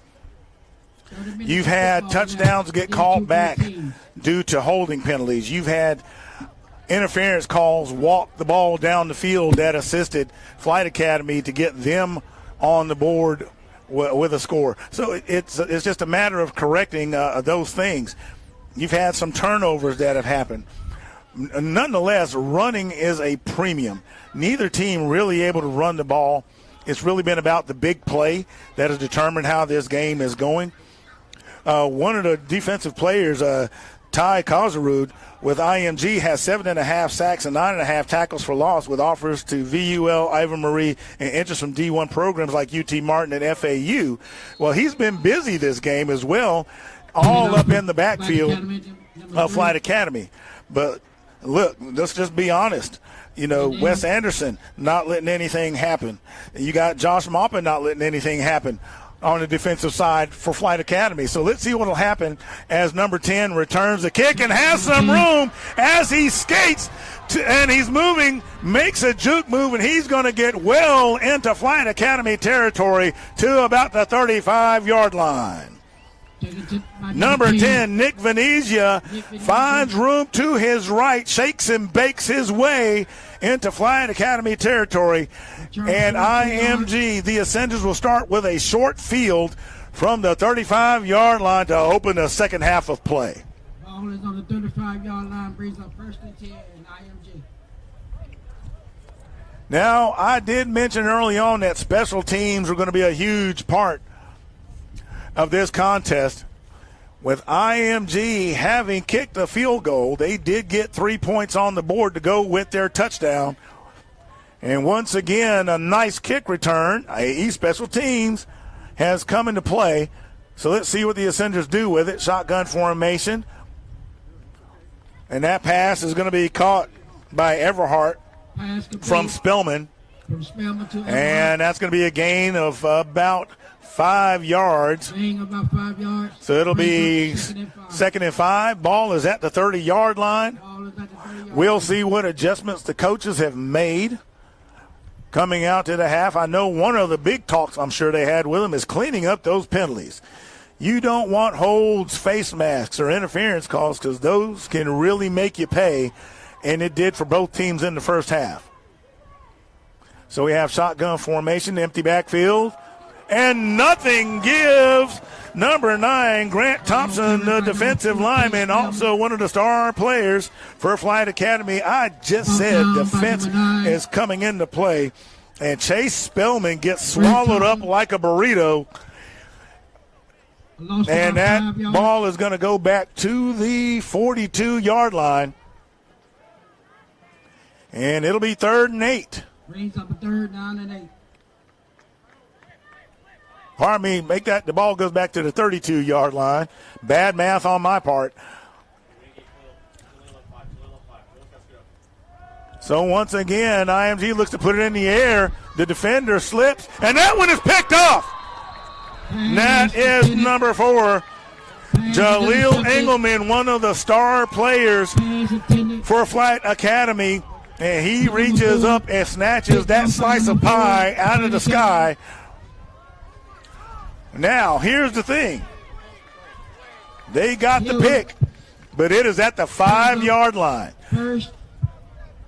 Once again, it's 1st and 10. It's at the 5. So we start out the second half of play, opening up once again. Special teams and defense. Flight Academy back deep in their own territory after the pick. Let's see if they can get out of that hole. And there's a number of ways to do it. They've got extra blockers back there in the backfield, and I would do the same if I were them. Here comes the blitz, it looks like, from IMG. And they're bringing them from everywhere. Ball is on the ground, and IMG recovers it at the 2. IMG recovers the ball at the 2. Miscommunication on the handoff. And just like that, back-to-back turnovers, IMG gets out of a jam, or a potential jam, if you will. Jerry Merchant. And Flying Academy picking off the Ascenders, but turning the ball right back over. Ball is at the 2-yard line. My goodness, what a way to open the second half. And we're not even 2 minutes into it. From this standpoint, I fully expect IMG to merely pound it down the throats of Flight Academy. If you look at that big 61 right there, you look at those bottoms, you can tell that is a truckload of grading material to move and make the push. So let's see what they do with it. And there is the give to number 3, Everhart. And he's still pushing his legs and grinding his legs, and he's going to get about a yard. So that'll bring up 2nd and goal to go. Gang of 1 yard. Gang of white jerseys stuffing that hole. At the core of that number 55, Parker Olivier, trying to make sure that that touchdown doesn't happen. A huge goal line stand attempt for Flight Academy.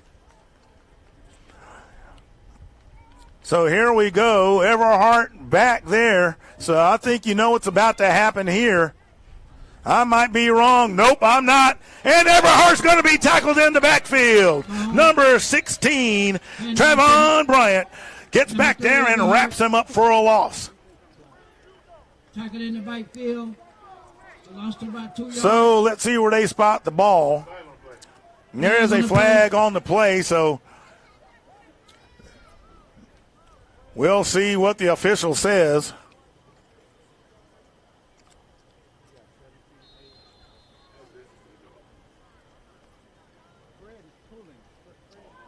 And so the ball is on the 2. Ball is on the 2. Looked like it was offside. Defense. So Brings up a 2nd and goal. So 2nd and goal to go. There was offsides. Continues to move. Flight Academy trying to fill the hole. And number 14, Spellman, rides the wave of his offensive line into the end zone. And there is a flag on the play, and that one comes late. So that's usually a sure enough sign of some unsportsmanlike conduct. We'll see what the call ultimately is.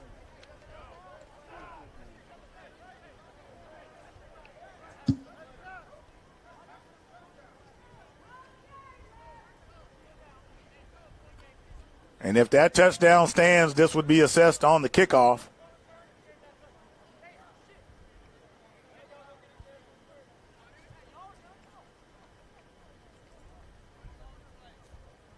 It's a touchdown and a personal foul, IMG. And it's against IMG. 15 yards be assessed on the kickoff. So a little extracurricular activity after the score.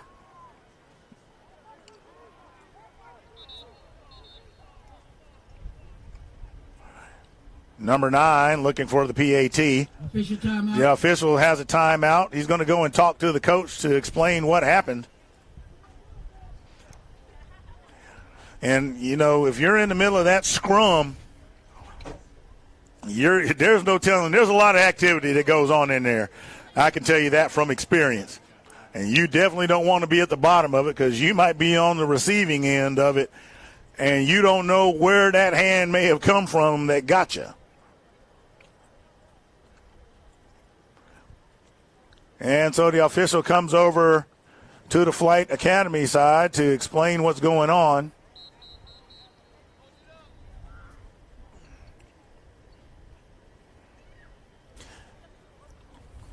And he's talking to Coach Marquitas.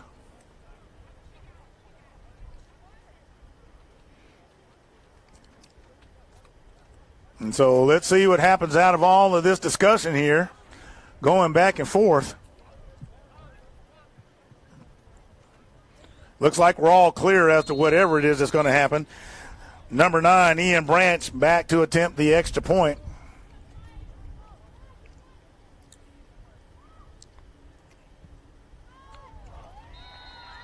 And that is good. And the Ascenders take the lead, 17-12.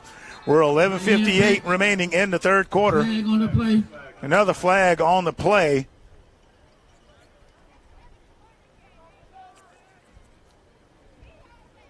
And the official looks a little exasperated, so let's see what's going on here.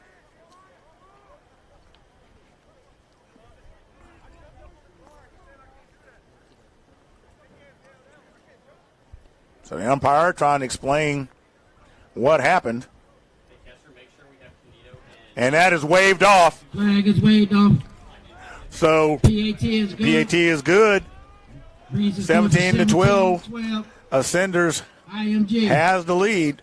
11:58 left in the third quarter. So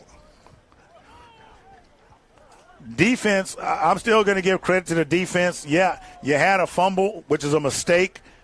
So IMG capitalizes on that.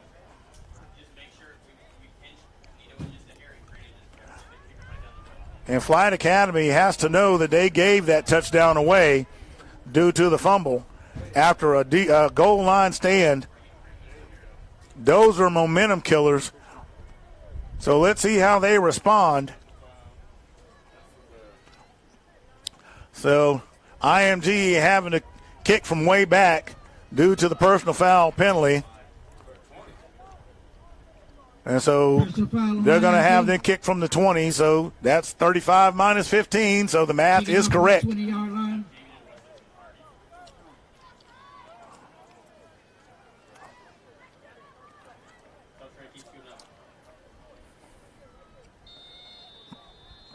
So Flight Academy is getting adjusted accordingly to receive the kick. Anderson and Brownlee back deep. Right to receive for Flight Academy is Anderson and Brownlee. And they don't squib this one. They put it on back there. And that one is going to bounce out of bounds, so it'll be taken to the 35-yard line. Ball kicked out of bounds. Flag on the play. And Flight Academy will start this drive from the 35.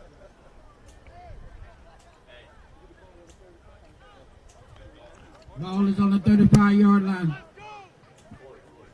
40-yard line.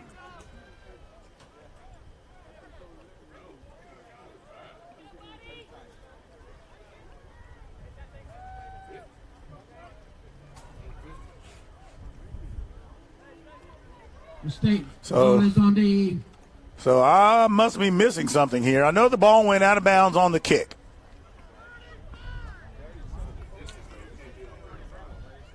Ball is placed at the 50-yard line. So the ball is placed at the 50-yard line. First and 10, Flight Academy.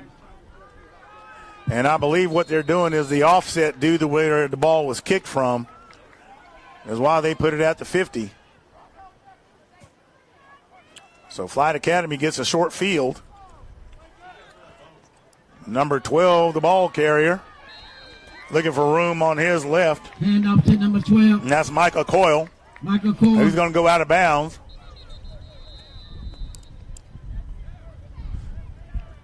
We got an injured player on the field. We'll be right back. Pick up about 5 yards.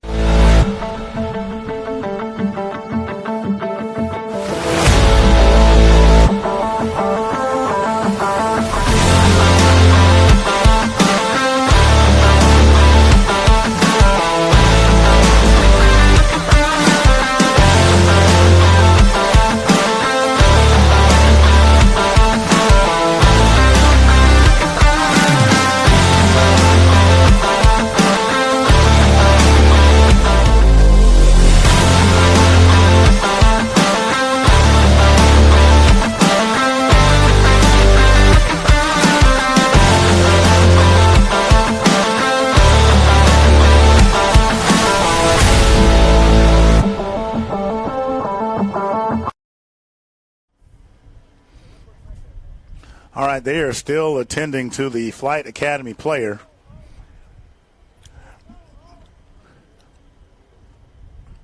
And as always, you know, the first priority is for the safety of the players. It's a tough game. We never want to see anybody come away hurt. And that is the most important piece that we all need to take into consideration. And he's able to get up and come off under his own power. That is number 13, Demetrius Pleasure. And he is a key component to Flight Academy's system. Pleasure. But that's what we want to see is him come off under his own power. So we'll see how Flight Academy adjusts without him being on the field.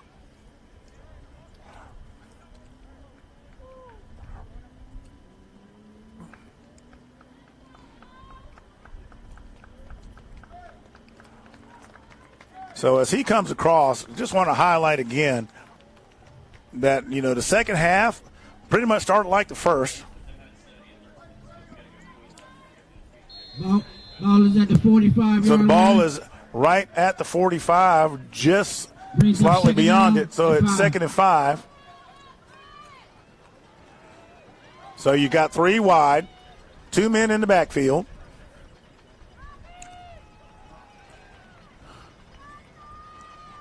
Gets his guy set. He's going to go back and look at pass. Here comes IMG. They're all over his shoulder. And that pass is going to fall incomplete. Number 11 for IMG, Cornell Green Jr. Pass intended for number 1. Was making a beeline for it, but it hits the ground before he can get there. Brings up 3rd down and 5. So it'll be 3rd and 5. Flight Academy.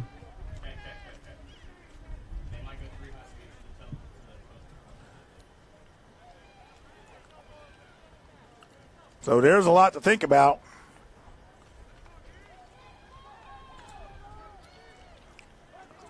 And I stand corrected. That was 0 back there.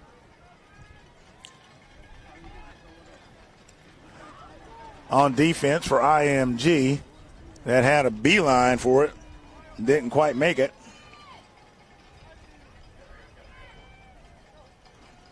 Play clock was winding down.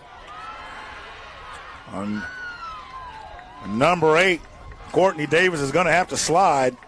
Ball's carried by number 8, Courtney Davis. And those sticks are going to move, and he's going to get enough for a first down and keep the drive alive.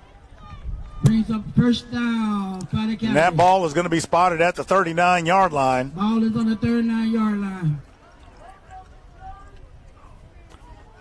So Davis putting it on his shoulders on that play. Davis back looking for another open man. Let's see if he has him. And he got it. That catch looked like it was complete. Number 4, Jaleel Engelman reaches out and snatches that loaf of bread out of the sky. First down. And it is a first down for Flyght Academy. And they are right at the 4-yard line. Ball is at the 4-yard line. Brings up 1st and goal. So it's 1st and goal to go. And we'll see if they choose to pound it in. You look at that formation right there. Get ready for some road grading to occur. Here we go. There's the pile and the push and the push. And there's a flag on the field. Flag on the play.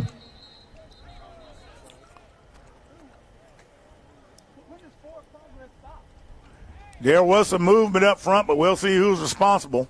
Carried by Davis. Offsides against IMG. Offsides, IMG. So that'll be half the distance to the goal. Half the distance to the goal. Clear down for IMG. And we have an injured player on the field for IMG. We'll be right back in just a few.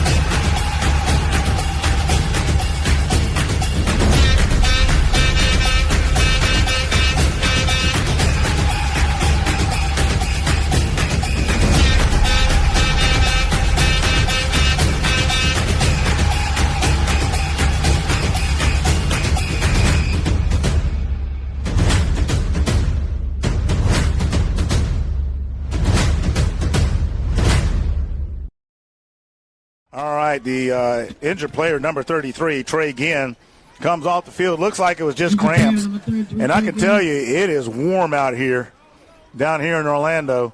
So while a lot of you up in Ohio that are watching this contest might be sitting there with big coats on, I can tell you it's toasty down here. And here's a road grading, and there's the push. And it's a touchdown for Flyght Academy. Flight Academy. And the fans here in Orlando at Freedom Stadium are loving it.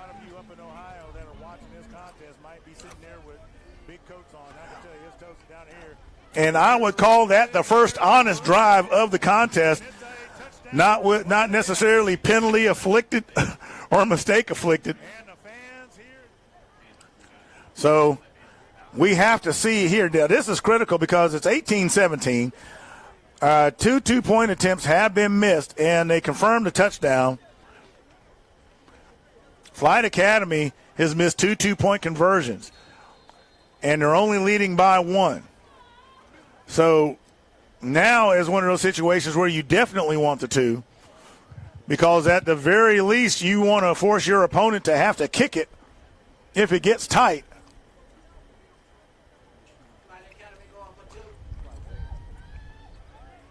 So Flight Academy is going to go for the 2-point conversion, so no surprise there.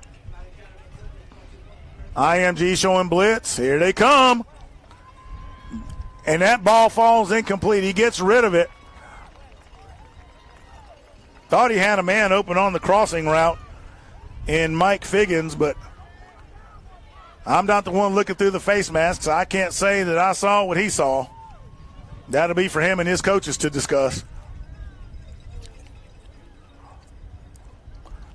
So now we've got a bit of a seesaw going on with 9:58 remaining in the third quarter. 2-point conversion. 2-point conversion, no good. In this game, just like this quarter, feels like it's grinding out a little bit. 18. And that's okay. IMG. Something's going to have to give with these defenses, 17. because that is asking a lot for them to keep that kind of effort up. And I can tell you this now, if that was field turf down there, it'd be a whole lot toastier than what it is. Because your temps, if I'm correct, are probably getting near the upper 70s. So if you take that and you do a bit of a multiple, make that 84 degrees. I just got some feedback. So if you do a little bit of math and factor in the breeze and the field, you're probably looking at a realistic 90. So either way, it's going to be important to keep these boys hydrated as we go on, as fatigue will set in. Ball takes a hop. That's going to be returned by number 10. Number 10 looking for some room, and he's going to be upended by number 16, Trayvon Bryant. Ball returned by number 10. Venezia, the ball carrier. Bryant tripping him up right at the 30-yard line. Tackle made by number 16.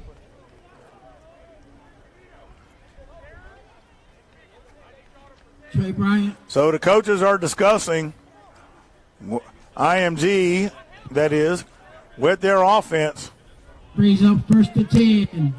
And if you look up at from a size matchup standpoint, yard line. IMG clearly visibly would appear to have the advantage. Flight Academy with an athletic defensive line. And IMG hasn't really been able to solve it thus far in the contest. So shotgun formation. There's a handoff. Number 3 is going to take a couple of players for the ride. Handoff to number 3, Everhart. Everhart, the ball carrier, he's going to be brought down. I think in the process of the tackle. Pick up about 12 yards. One of Flight Academy's players shook himself up, Injured trying to player slam number Everhart to the ground.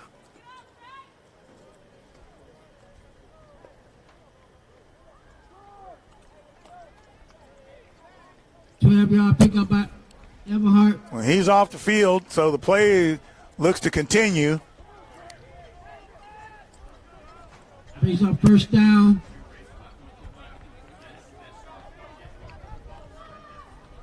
$14 with the quick screen to number 5. Number 5 shakes a tackle. Number 23 looks to drag him down. Ball completed to Spencer. Number 23, Marcavius Bivens, To Joshua with the Prairie. stop. Pick up about Finally 7 yards. Bring down dragging 2nd down and 3. Josh Carey. 8-yard gain on that play. It'll be 2nd and 2. That ball is right around the 49-yard line. Ball is at the 49-yard line. And watch those players. When you start seeing those defensive players putting those hands on the hips, That means that they're getting a little exhausted from that work.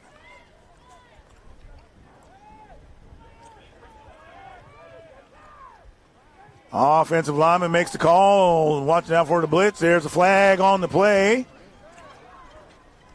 Carried by number 3, Everhart. Everhart, the ball carrier once again. And since the play wasn't blown dead, I would imagine that is an offsides. That is usually the sign of a free play.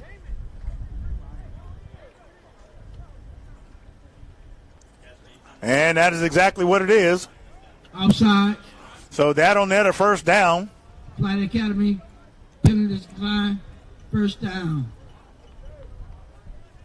IMG. So IMG will have the ball at the 44-yard line. Ball is on the 44-yard line.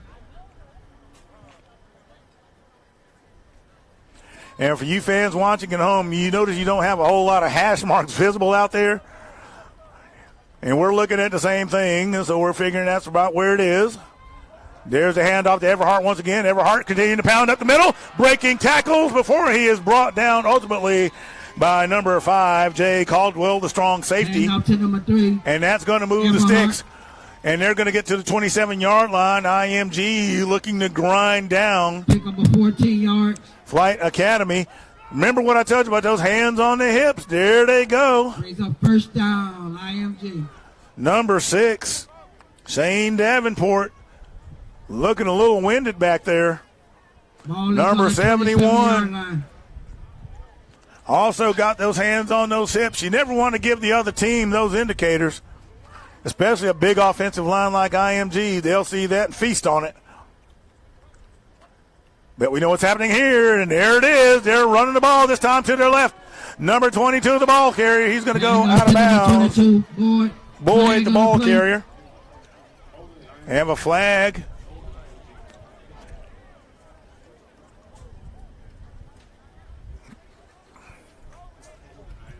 So there's holding, and that's going to go against IMG. Holding, IMG.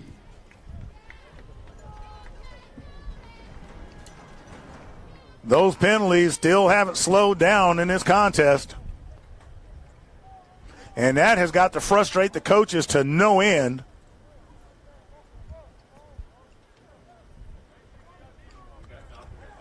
And I'm not one to usually lean one way or the other as it goes to officiating. But thus far, they've pretty much called the game as it has happened. Holding, IMG.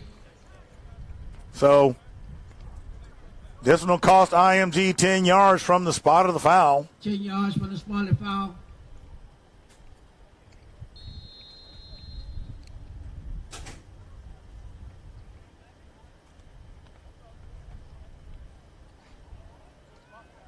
First down.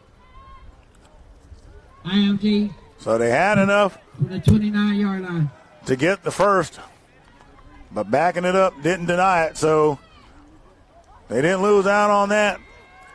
There's the quick release to number 10, and he's not going to make it. He's going to go down right at the 2. 0, Wes Anderson is going to slow down Venezia. And we have another player down on the field. So we will be right back while they tend to the Flight Academy player. IMG.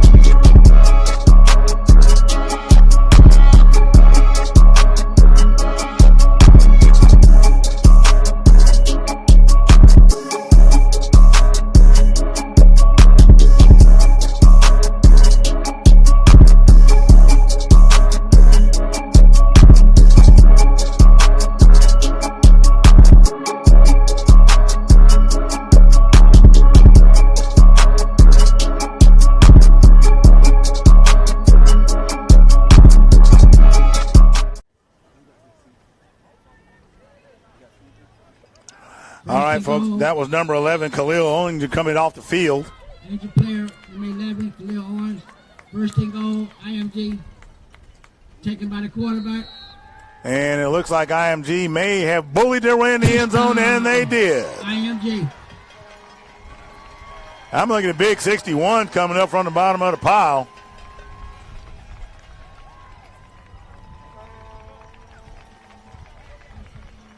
Touchdown run by number 14, Chase Spellman.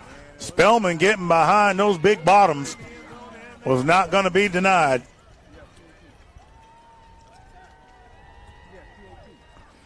And it is confirmed it is a touchdown.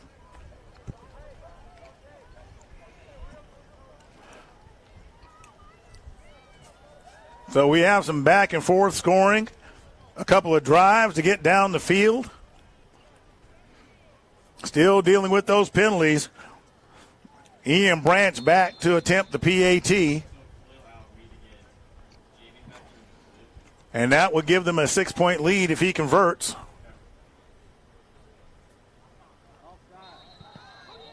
And that one was actually blocked.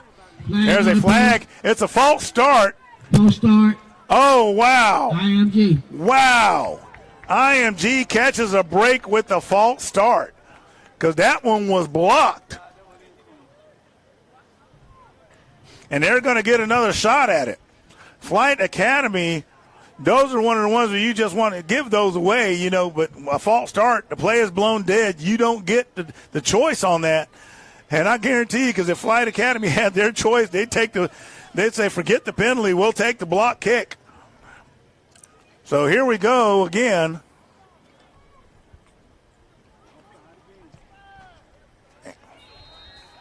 And that one is good. It's good. That one has got to hurt.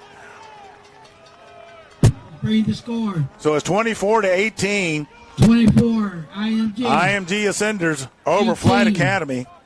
Flight Academy. And you talk about catching some breaks.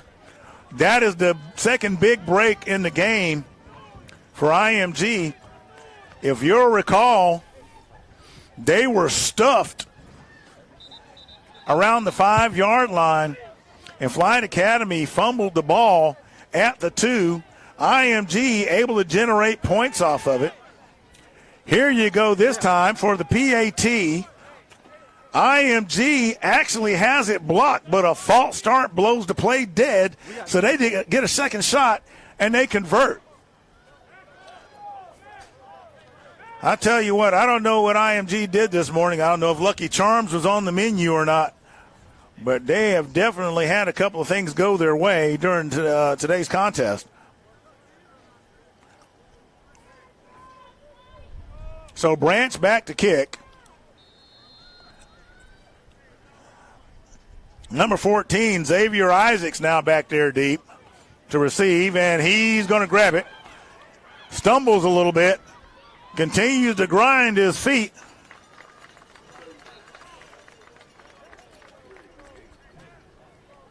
He's going to get near the 40-yard line, and they are jaw-jacking with one another. They have to be separated. Things getting a little heated.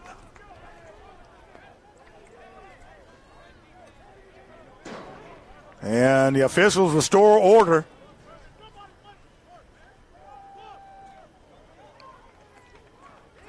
And the last thing you want in a contest like this, and those aren't super huge rosters, folks, so you don't have time to go losing players due to ejections, due to getting in a kerfluffle, if you will, not necessarily a scuffle. A scuffle is when you got two dudes at it, or kerfluffle is when you got the whole team all mushing around at it.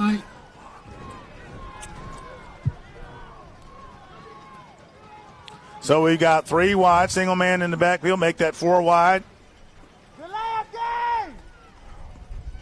Davis with the check down. Number 12 tries to find room, and he is not going to find any. Michael Coyle is wrapped up immediately. Michael Coyle. By, I think that was number 53? Yep, Kazarud That was the kid I mentioned earlier that had 7.5 sacks, 9.5 tackles for loss. Tackle by number 53, Calzaroo. And UT Martin and FAU are looking at him. Brings up second down and about 14. IMG has several getting some looks. So they're going to put it in the air. He puts it on the rope, intended for number 25. Falls to the ground, and that is Keyshawn Golden. Incomplete. Brings up third down. So that'll be 14. third down. And looking at where the sticks, 1, 2, 3, so it'll be third and 13. With the ball at the 36-yard line. Ball is at the 36-yard line. Makai Parker there on defense as well as Ezekiel Zeff and Cornell Green all having offers, and they're putting in the work today for the IMG defense.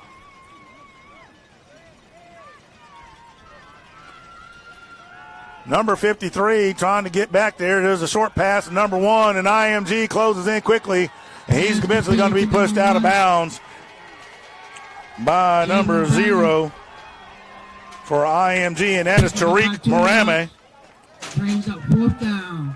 So Tariq Marame getting in on the action as well, and that's going to bring up fourth down.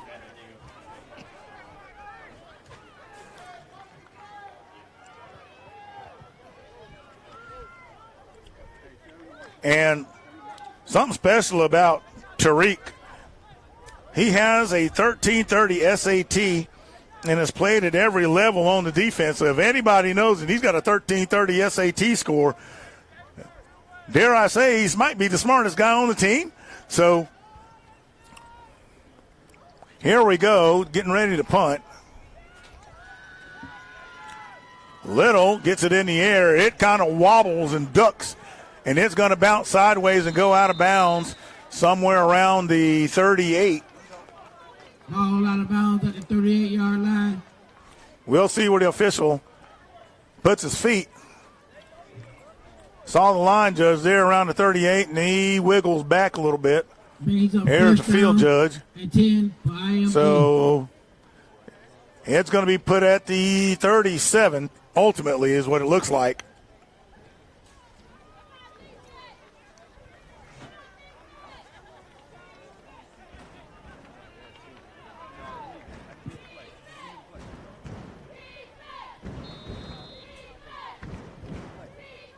Or if you really want to call it for what it is, it looks like they're just splitting the difference based on the spot of the ball. So let's see if that Flyght Academy defense can hold it together. IMG has you-know-who in the backfield, sends a man in motion, and there he is. Going right up the middle, number 9 is going to get him, and that is Grant Thompson. Everhart, the ball carrier. Number 3, Everhart. Nothing happens on that play. Nice work by Grant Thompson. He's one of the stars for Flyght Academy. Ball down by number 9, Grant Thompson. With plays like that, you know that kid's got to be getting some looks from somewhere. And 9. So they managed to get a yard out of the play, so it'll be 2nd and 9. Under 4 minutes remaining in the third quarter. The Ascenders looking to put together a steady drive to try to grind down the Flyght Academy defense. Everhart, the ball carrier, once again bounces off tackle to his right. 3, Everhart again. He's going to get wrapped up by number 16, Trayvon Bryant. Ball down by number 16, Trayvon Bryant. And it'll be 3rd and I'll call that a long 3. Number 3rd and 3. That ball is going to be spotted at the 43-yard line, or just shy of the 44, based on the location between the lines. So we'll call it 3rd and 4. Well, I'll be fair. Shotgun formation. IMG is going to put it in the air. He looks for it, open man, doesn't find one. Here comes number 9 all over his back, and he's got to throw it away. Chase Spellman. And we call that Chase Spellman. Good coverage. Incomplete. He's going to be run down by Grant Thompson, and that's going to bring up 4th down Pressure by The Flyght Academy defense getting the job done. Brings up 4th down. Let's keep an eye on number 71.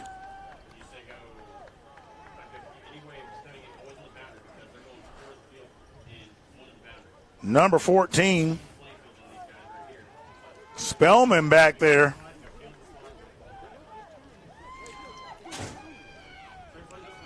This could be interesting. And there's the punt. And it's going to bounce out of bounds right about the 30-yard line. Ball bounced out of bounds at the 30-yard line. Brings up 1st and 10. Flyght Academy. So Flyght Academy's defense putting in the work, but they're going to need their offense to really put something special together. And they have got to convert those PATs. Because you don't want to get in the back and forth without collecting the change. And as they say, it matters. Because if you're watching out there, you probably got a coffee can or a jar or a candy dish somewhere full of quarters, so you know what collecting that change means at the end of the day.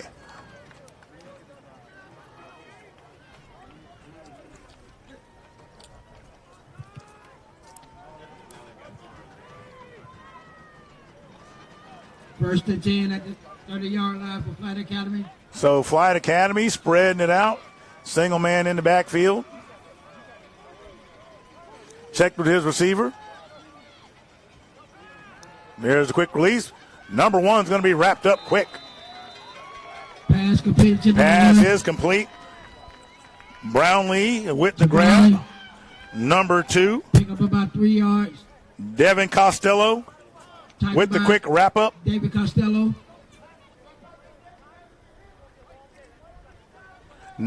A nice gain of about 4 yards on the play. It'll be 2nd and 6. Brings up a 2nd Ball and is at 6. the 34-yard line. Ball is on the 34-yard line.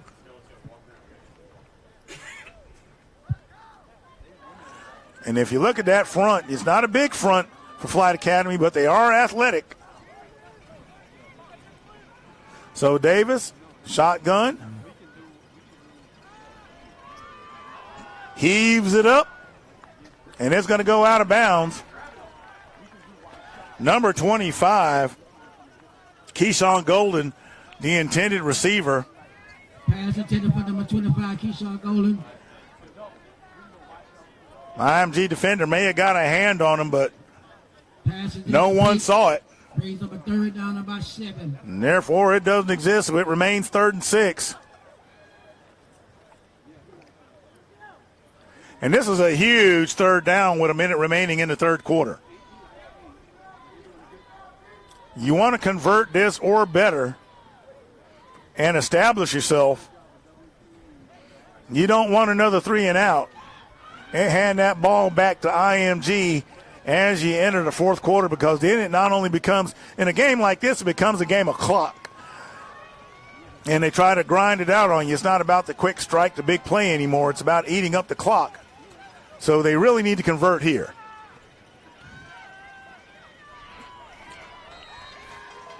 And Davis has to throw it away. Pass intended for number 12 by Davis. IMG bringing the pressure. Brings up 4th down. So that's going to be 4th down. Number 13 for the Ascenders, that is Quinn Reed bringing the pressure. And where that ball is, you really don't have a choice but to punt it. So they're going to be handing the Ascenders the ball as the 3rd quarter winds down.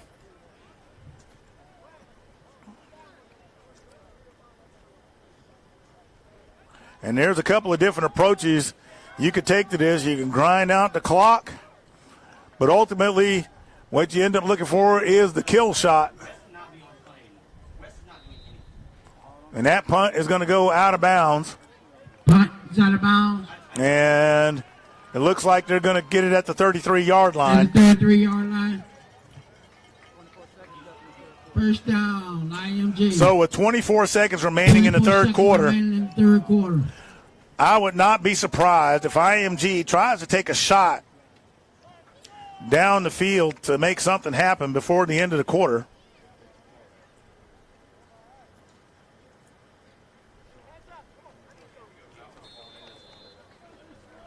So let's see how they line up. I see Everhart out there.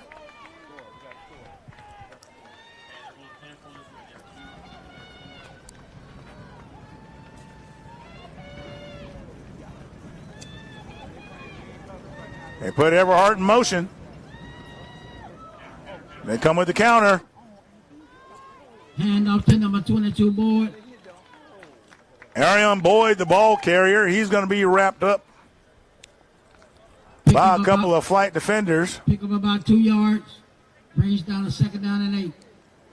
Coming up out of the pile slowly. And that is number 6, Shane Davenport. And that's going to do it for the third quarter. And that's the end of the third quarter.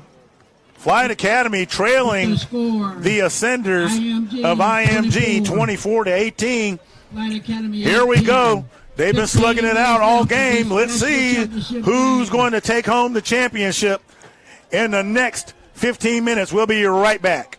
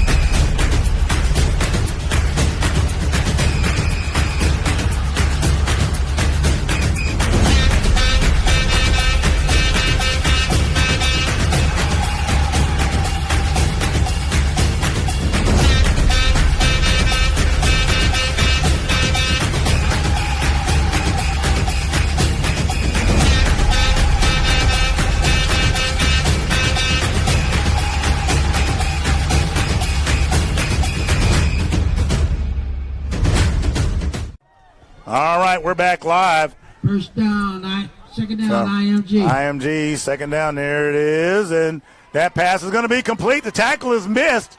Pass completed. Venezia with the reception. To Venezia. He's going to have a first down for the Ascenders. First down, IMG. Bringing him down to strong safety, Jay Caldwell. Injured player on the play. He just blew the whistle. Ain't that so? And we have an injured Flight Academy player. So we're going to go into an injury timeout. We'll be right back.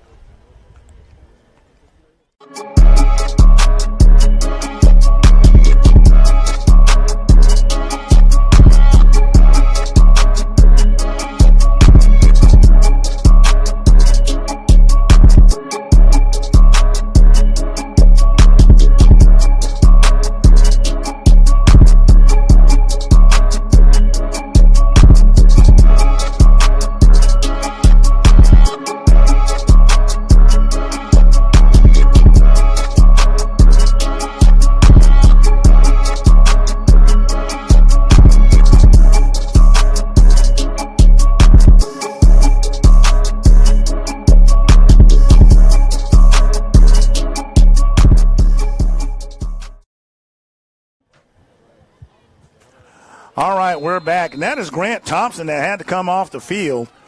And I was saying, you know, watch those defensive players with the hands on their hips. And Grant Thompson is one of Flight Academy's stars.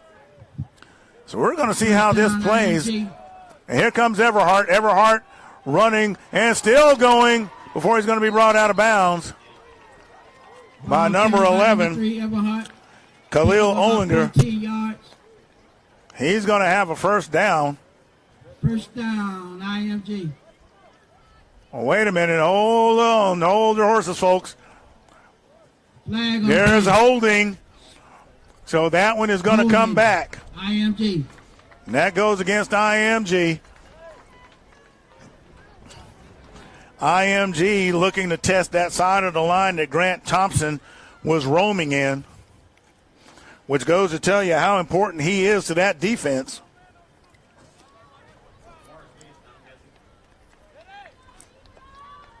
And you see him back out there.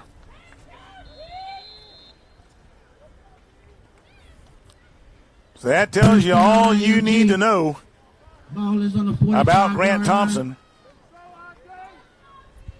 The first thing IMG did, and I don't necessarily blame them, is they tested that side without Thompson in there. That ball is batted up in the air. Where's it land? It's intercepted. It is picked off. And there goes the Flyght Academy defenders with the pick six. Number 10. Day Giwa, the defensive back, snatches out the gift from the clouds. And what do you know? We're all tied up. So here we go. The PAT. Are they going to try to put it in the air this time, or are they going to try to bulldoze their way in to get the two?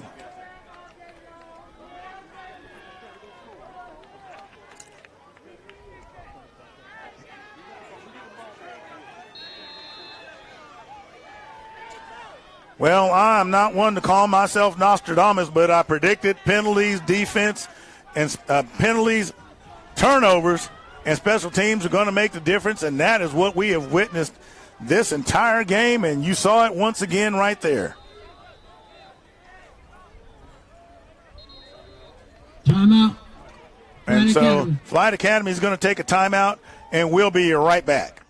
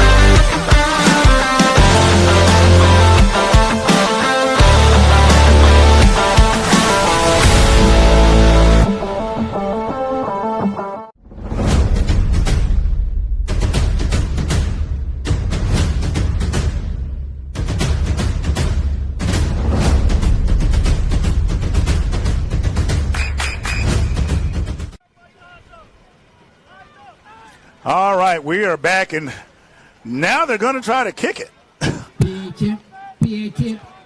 PAT. So number 3, Jaron Littell, comes out for the PAT.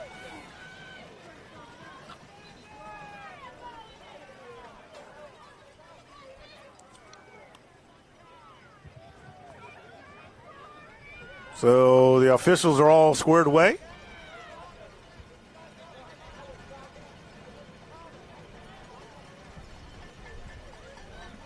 And that kick is going to get smacked down. So that PAT is no good. PAT is no good. So we're all knotted up So we all at tied 24 up at with 13:47 remaining in the contest. 13:47 remain in the ball game. So effectively we are at 0-0 and right back where we started from in the first quarter. So there you have that. What a game. My understanding is that last year's contest between these two teams scored nearly 100 points. And right now, between the two of them, they're both under 50. And I'm looking at all the birds flying around overhead. So we don't know what that means as this game is going on. But the weather has certainly held.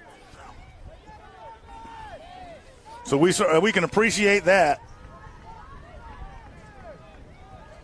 So the usual suspects back to receive.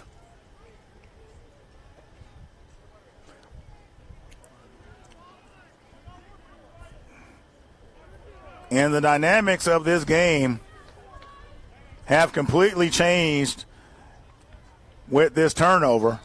Now, that's not to say that IMG doesn't want to wear out that clock. Both teams have struggled on offense, and that theme has continued. There's a rifle shot, and it's going to roll into the end zone. Ball is in the end zone. So that one will be going to the 20-yard line.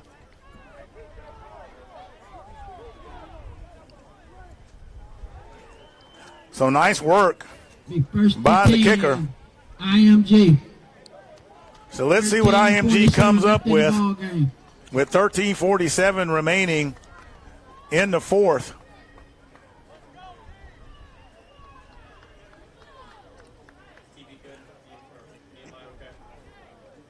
As they try to figure out what on earth can we do to put together a drive all the way down while leaving as little opportunity for the opponent as possible.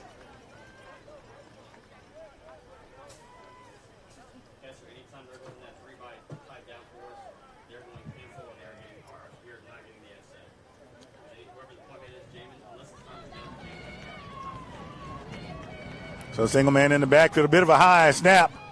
Everhart, the ball carrier, escapes one tackle. And now to number 3, Everhart. He's going to be wrapped up. And that is number 70, Fred Rogers. And I don't mean the one that lives in the neighborhood with the nice sweater and loafers. Pick up a 5-yard. I'm talking about the defensive lineman, Fred Rogers, for Flight Academy. He'll get to the 30. It'll be 2nd and 4.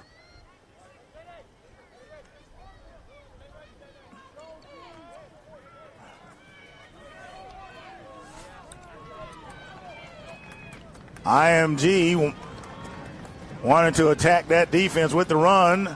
Everhart carries once again. Carried by number 3, Everhart. And he's going to get to the 37, it looks like. Maybe the 38. Yep, he gets to the 38-yard line.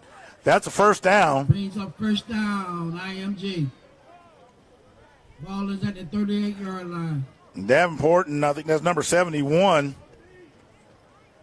getting involved on that stop.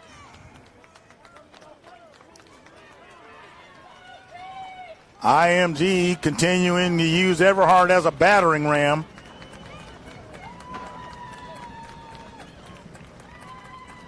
So you got 3 wide, and they're going to go ahead and put it in the air. And they're going to call that one complete. Pass completed to number 10. Venetia. Pick up a 9 yards. He's going to get about 8 yards out of it, so it'll be 2nd and 2.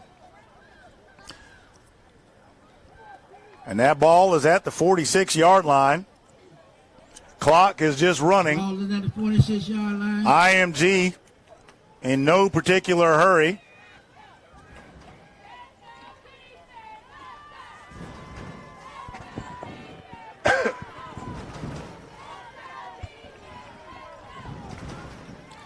More than willing to grind it down with the short and intermediates. And there's Everhart once again, and Everhart breaks up the middle.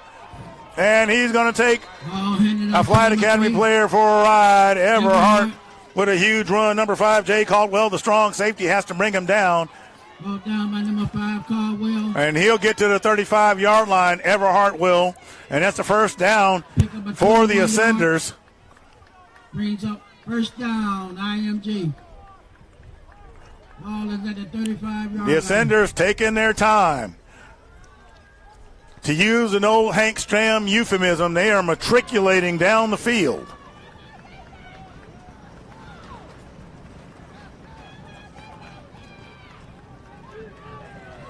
Five and 4 go in, strong side to the left, and that's where Everhart goes, right behind big number 70. And he's still going, trying to tiptoe, and he's going to go out of bounds. Carried by number 3. Right around the 24-yard line. Everhart Pick up a running 14-yard. behind big number 70, Frederick Hinton. And he keeps the sticks moving. Brings up first down, IMG.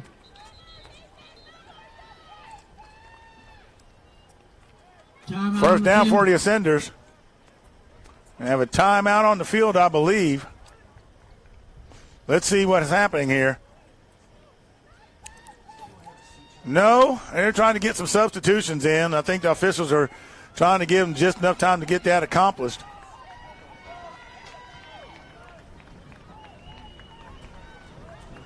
Clock continues to run. 22 gets the load this time, but number 23, Hand off to Bivens number back 22, there to get him. Boyd wrapped up immediately. Talk about Loss of a yard on the play, Bivens. Lost of a yard on the play. Brings up a second. so it'll down be and second and 11.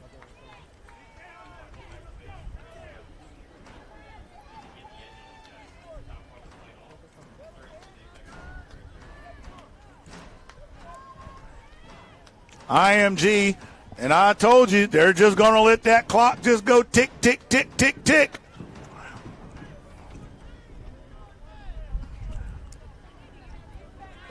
No particular hurry.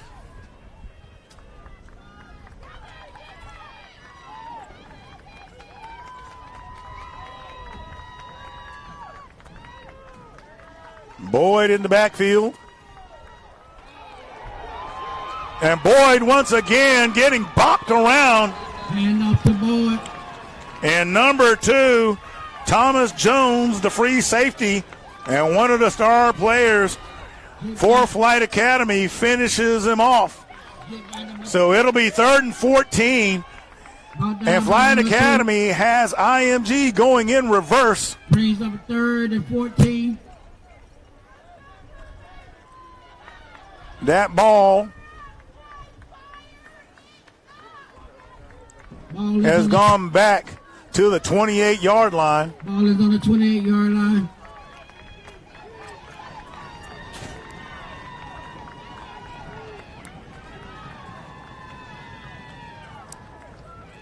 Here comes number 9, and the ball is loose. IMG doesn't see it. Who has it? Number 9, Grant Thompson, got back there Right to pass. and layeth the smack it down. Flag on the play. There is a flag on the play. I mentioned earlier how important Mr. Thompson was to Flight Academy, and he just demonstrated why. Sight by Mr. Thompson. So we'll see what the official's call is. Flag is on the play. It looks like IMG is going to keep possession, but we'll have to see what the penalty does, because this could be huge. IMG. Because if this goes against IMG, and if it's any kind of personal foul, this could affect what they try either attempt to do from a kicking standpoint, whether they attempt to go for it or not. There are a lot of factors.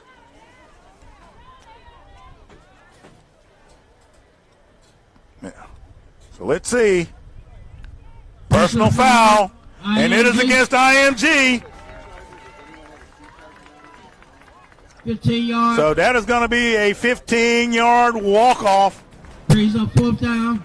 There's going to be 4th, and I'm just going to call it forever for IMG, and they are well out of field goal range now. So Engelman and Anderson back deep.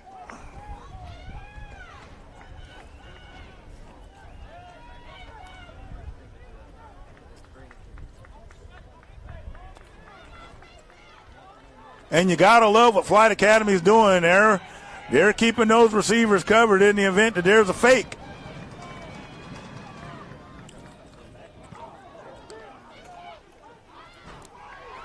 And did they lose that one? Flight Academy. So it looks like Flight Academy Fumble on the They're play. going to say that IMG recovered it. IMG recovered it. That punt ended up getting muffed.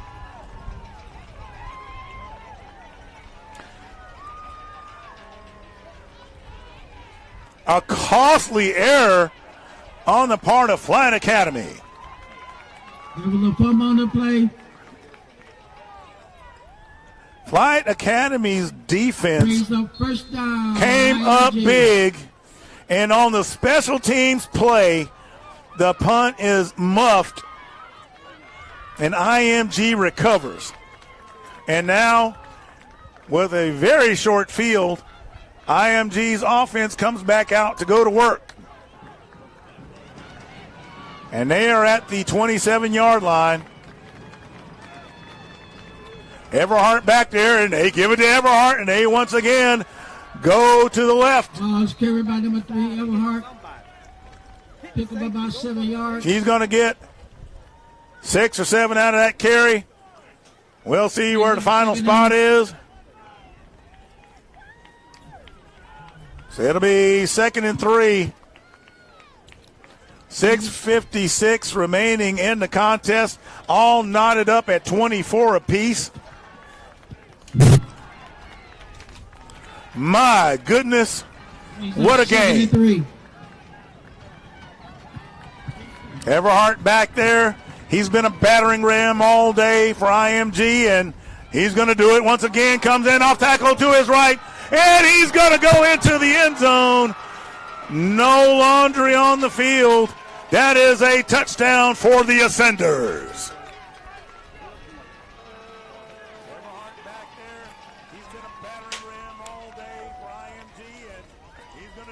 A killer play on special team results in a touchdown for IMG with 6:30 remaining in the fourth quarter. So number 9, Ian Branch, Touchdown. sets for the PAT, and it is good. PAT is good. And IMG leads by a touchdown Touchdown with by 6.5 remaining in the contest. With 6:30 left into today's game, the score is IMG 31, Flight Academy 24. What a contest. I had to catch my breath after looking at all that.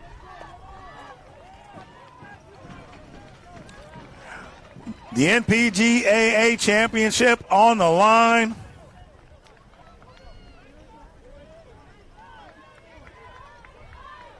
Some of these players will be moving on, but they want to move on with a ring. So we will see what Flight Academy brings. The IMG defense knows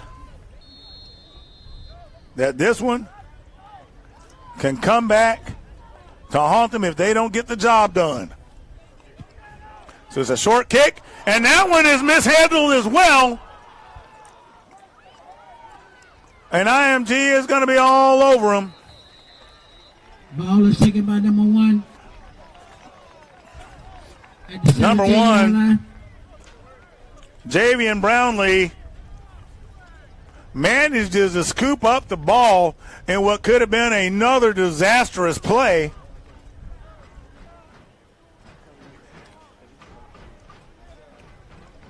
So they'll get to about the 20-yard line with that.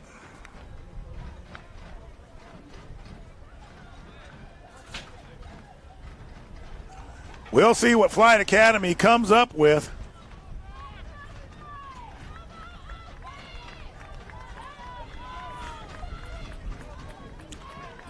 This here has to be, at this point, the most important drive of the contest for either one of these squads. Ball is at the 20-yard You certainly don't line. want to First hand and it back goal. to IMG. First and 10. Here comes IMG. Number 8's looking for somebody. He has to get rid of it quick. Pass complete. Number 25 with the reception, that is Keyshawn Golden. Pass complete. Number 8, Courtney Davis with the pass. The clock continues to move. A gain of 7 yards on the play. Ball gets to the 26-yard line. Brings it to 2nd and 3. So it'll be 2nd and 3.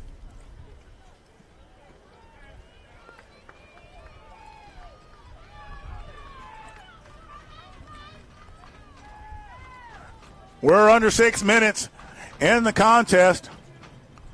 The clock becoming ever more important. Number 1 with the grab.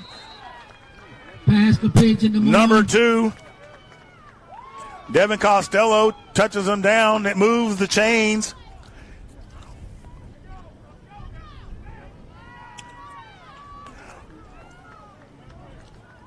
Pick up about 8 yards. Brings it to a first down. Flyght Academy looking to keep the momentum going. Ball at the 35-yard line. The grab by Brownlee previously. Here they come. Brownlee with the call once again. And he had some room to run. The ball thrown behind him. So he has to dig back in there Brownlee and get it. It keeps the chains moving. A piece of 13 yards. First down. So it's a first down for Flyght Academy. Flyght Academy. Flyght Academy wanting to maintain the momentum. We're under 5 minutes in the contest. Timeout on the field. Flyght. And we have a false start on Flyght Academy. Flyght Academy.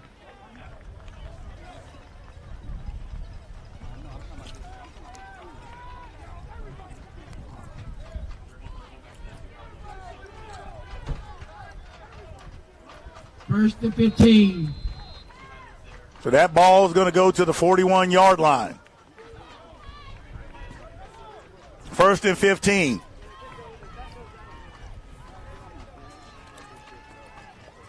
Here comes Flyght Academy.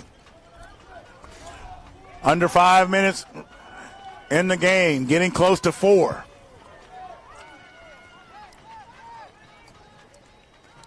Number 8 looking for the open man. Has to skate out of the pocket as it collapses. Stays on his feet, tries to run out of bounds.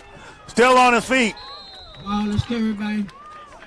And Davis is going to keep it himself, and he's going to go out of bounds to stop the clock with 4:05 on it. Pick up about 12 yards. Brings up a second. So he gains 11, and it'll be 2nd and 4 with the ball at the IMG 49-yard line. Ball is on the 49-yard line. 11-yard gain on the play.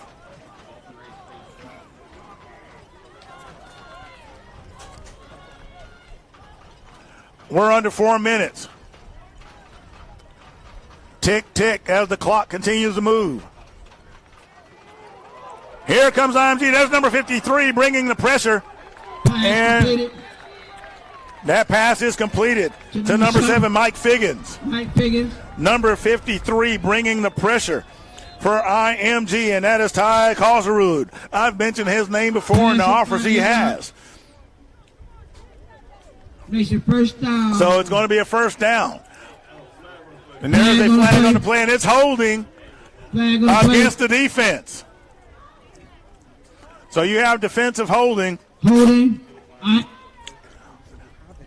And that's going to be a first down.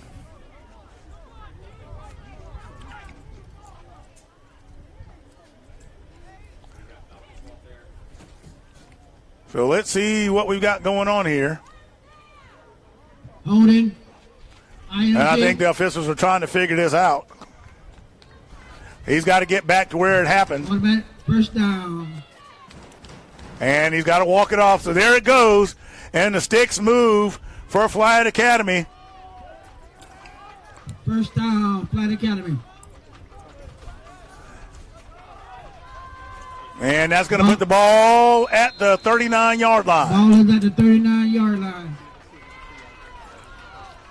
So Flyght Academy, now they are matriculating down the field. To use that old Hank Stram adage.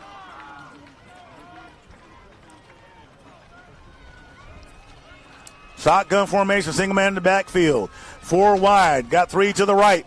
He looks for his options, and that one is nearly picked off by number 4, Cassius Ashanti. Incomplete, intended for number Ashantiani, 15. pardon me. That is Cassius Ashantiani. They've got him playing on offense. He is normally a receiver for IMG, but they have him playing in the secondary. So that tells you what you need to know about IMG and how they feel. And 10 yards to go. So it's 2nd and 10. We're under 3 minutes in the contest.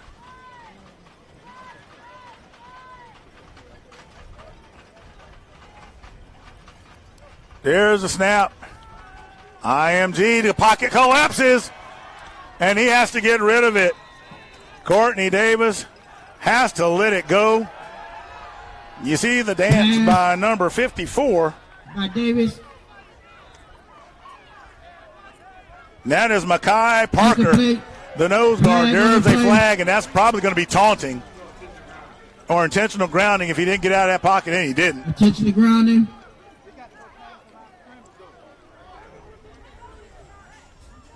Had a couple of things going on back there.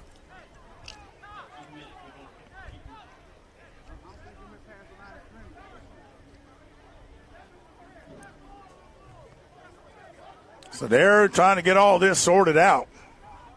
And that is waved off, Flag is waved off. which is probably for the best because they probably, looking at both the officials, when you had number 54, Makai Parker, standing right there over the quarterback doing his dance, and then you had the intentional grounding, you kind of had Brings up 3rd down a and taunt 10. and that going on, so you may as well just let it be what it is and let them play at this point. So a crucial 3rd and 10. Ball is on the 38-yard line. And the pocket collapses again, and here comes 3 IMG defenders. And number 11 is going to run him down, and that is Cornell Green Jr. Number 8, Courtney Davis, has not been able to breathe a good majority of the day. Timeout. And Flight Academy is going to take a timeout. It is 4th down and about 7 yards. 7 yards. This one here is probably going to be the proverbial straw that breaks the camel's back, and we'll be right back with the remainder of the contest.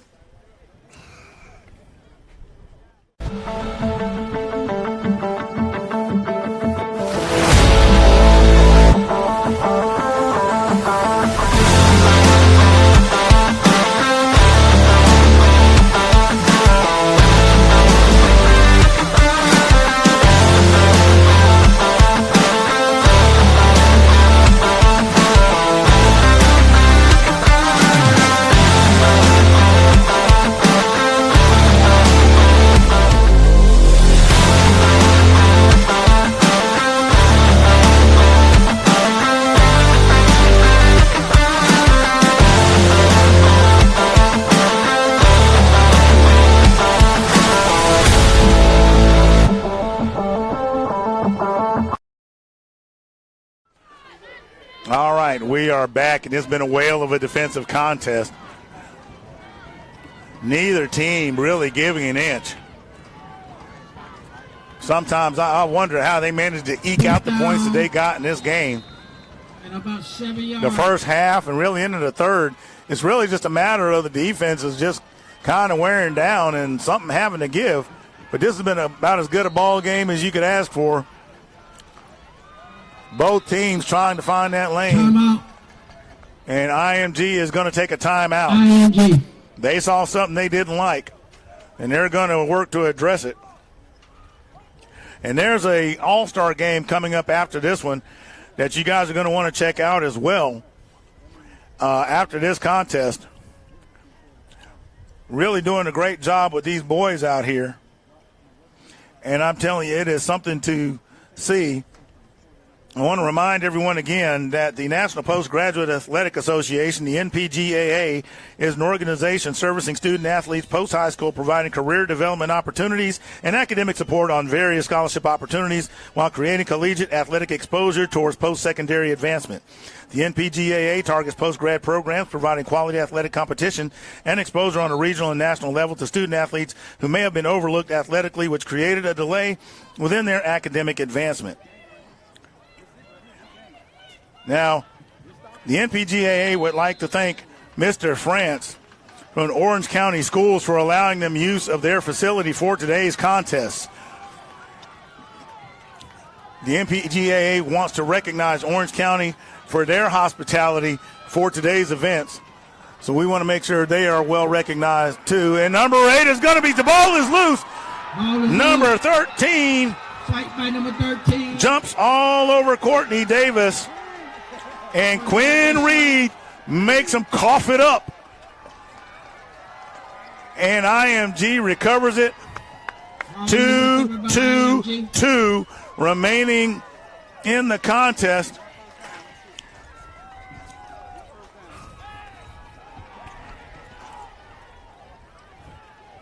Defense once again coming into play. Turnovers once again coming into play as this game winds down.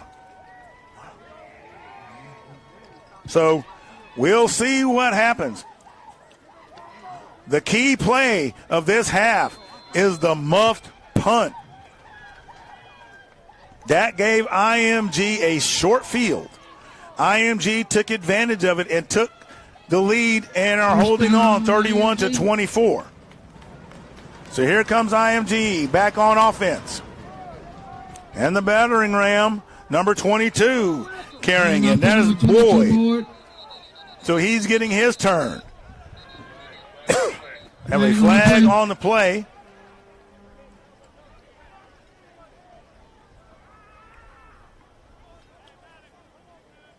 We'll see what that call is.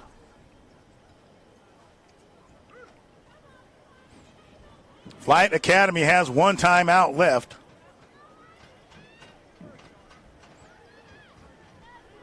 With 2:12 remaining in the game.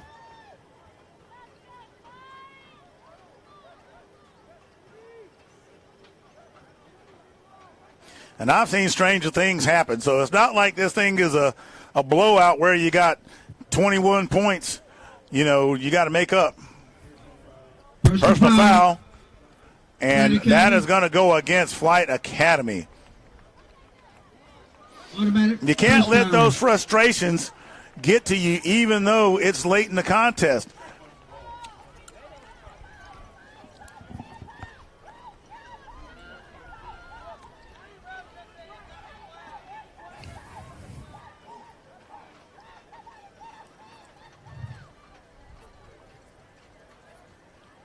Ball is on the 46-yard line. The ball goes to the 46. First and 10. Clock continues to run. First down for IMG. And this is just a couple of plays from becoming a play of knees. Now I will say this about Flyght Academy. They have bottled up Boyd most of the day. He has not been able to do the damage that Everhart has. Injured player on the field. So we have an injured player on the field. We're going to take an injury timeout, and we'll be right back.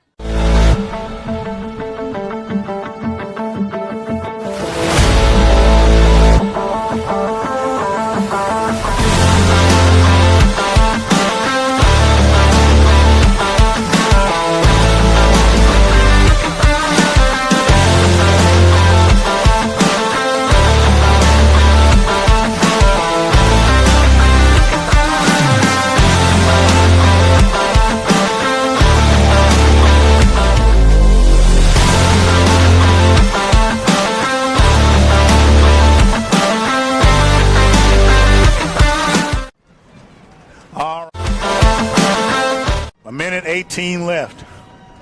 This has now become a game that, unless something spectacular happens and Flight Academy looks like they're bringing everything but the kitchen sink, And, of course, IMG brings their hammer in Kevin Everhart. Flight Academy is going to take their final timeout. Everhart. Timeout, Flight Academy.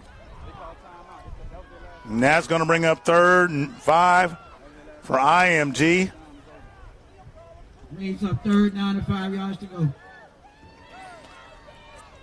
Another first down will certainly put the bow tie on it, if you will.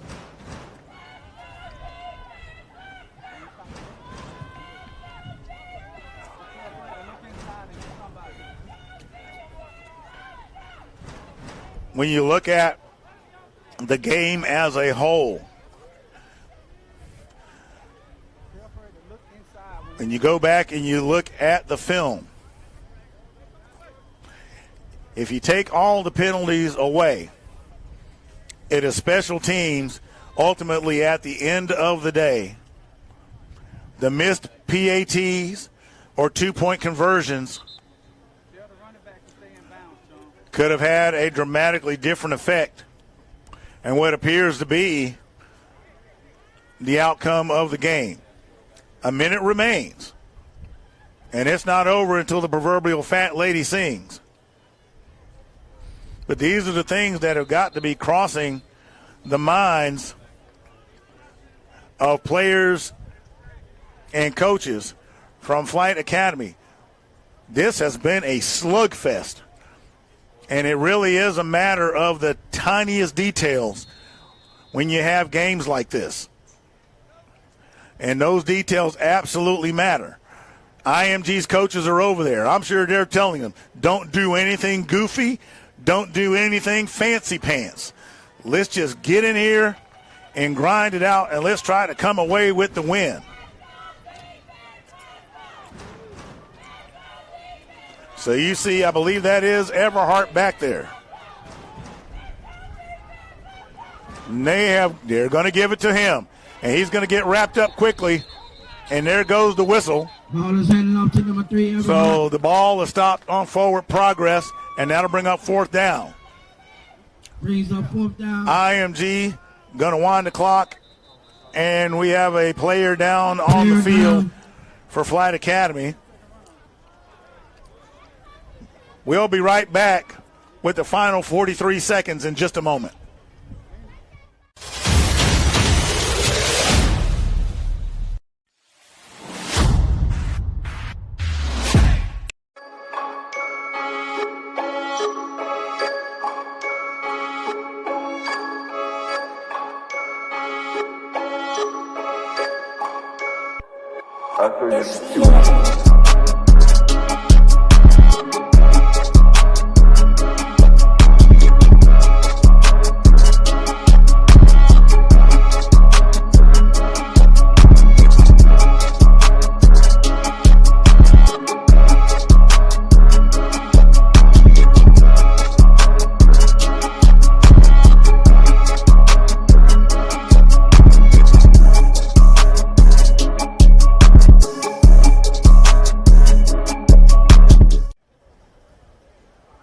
All right, the official has started the clock, and IMG is in absolutely no hurry to get back out on the field.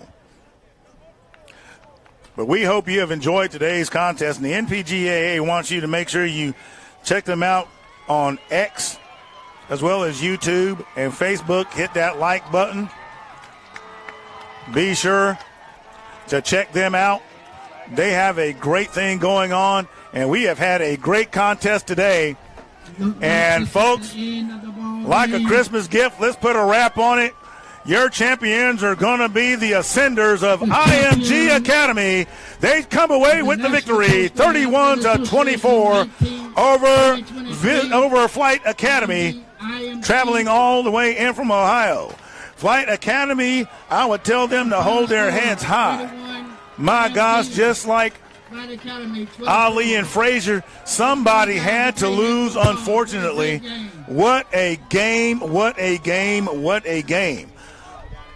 I had a privilege today of watching a great contest as they shake hands and get ready for all the presentations that they're going to do. Some quick post-game analysis. One of the things that happened, the defenses came out, and I mean they came out with fists swinging. But something had to move, and eventually it was mistakes and penalties and special teams that made the difference. As I noted earlier, and talking with the coaches, talking about the field conditions, the potential weather issues, we knew that those are the things that were going to make a world of difference. So what happened? Well, you saw it, people. Interceptions, fumbles, muff punts, penalties, driving the ball down the field rather than the team driving it down the field. It had all of the drama and excitement you could ask for, besides them just knocking heads. So as we wrap this up, we want to say thank you once again. God bless each and every one of you. I'm Freddie Flowers. You all have a great week, and we look forward to seeing you next season.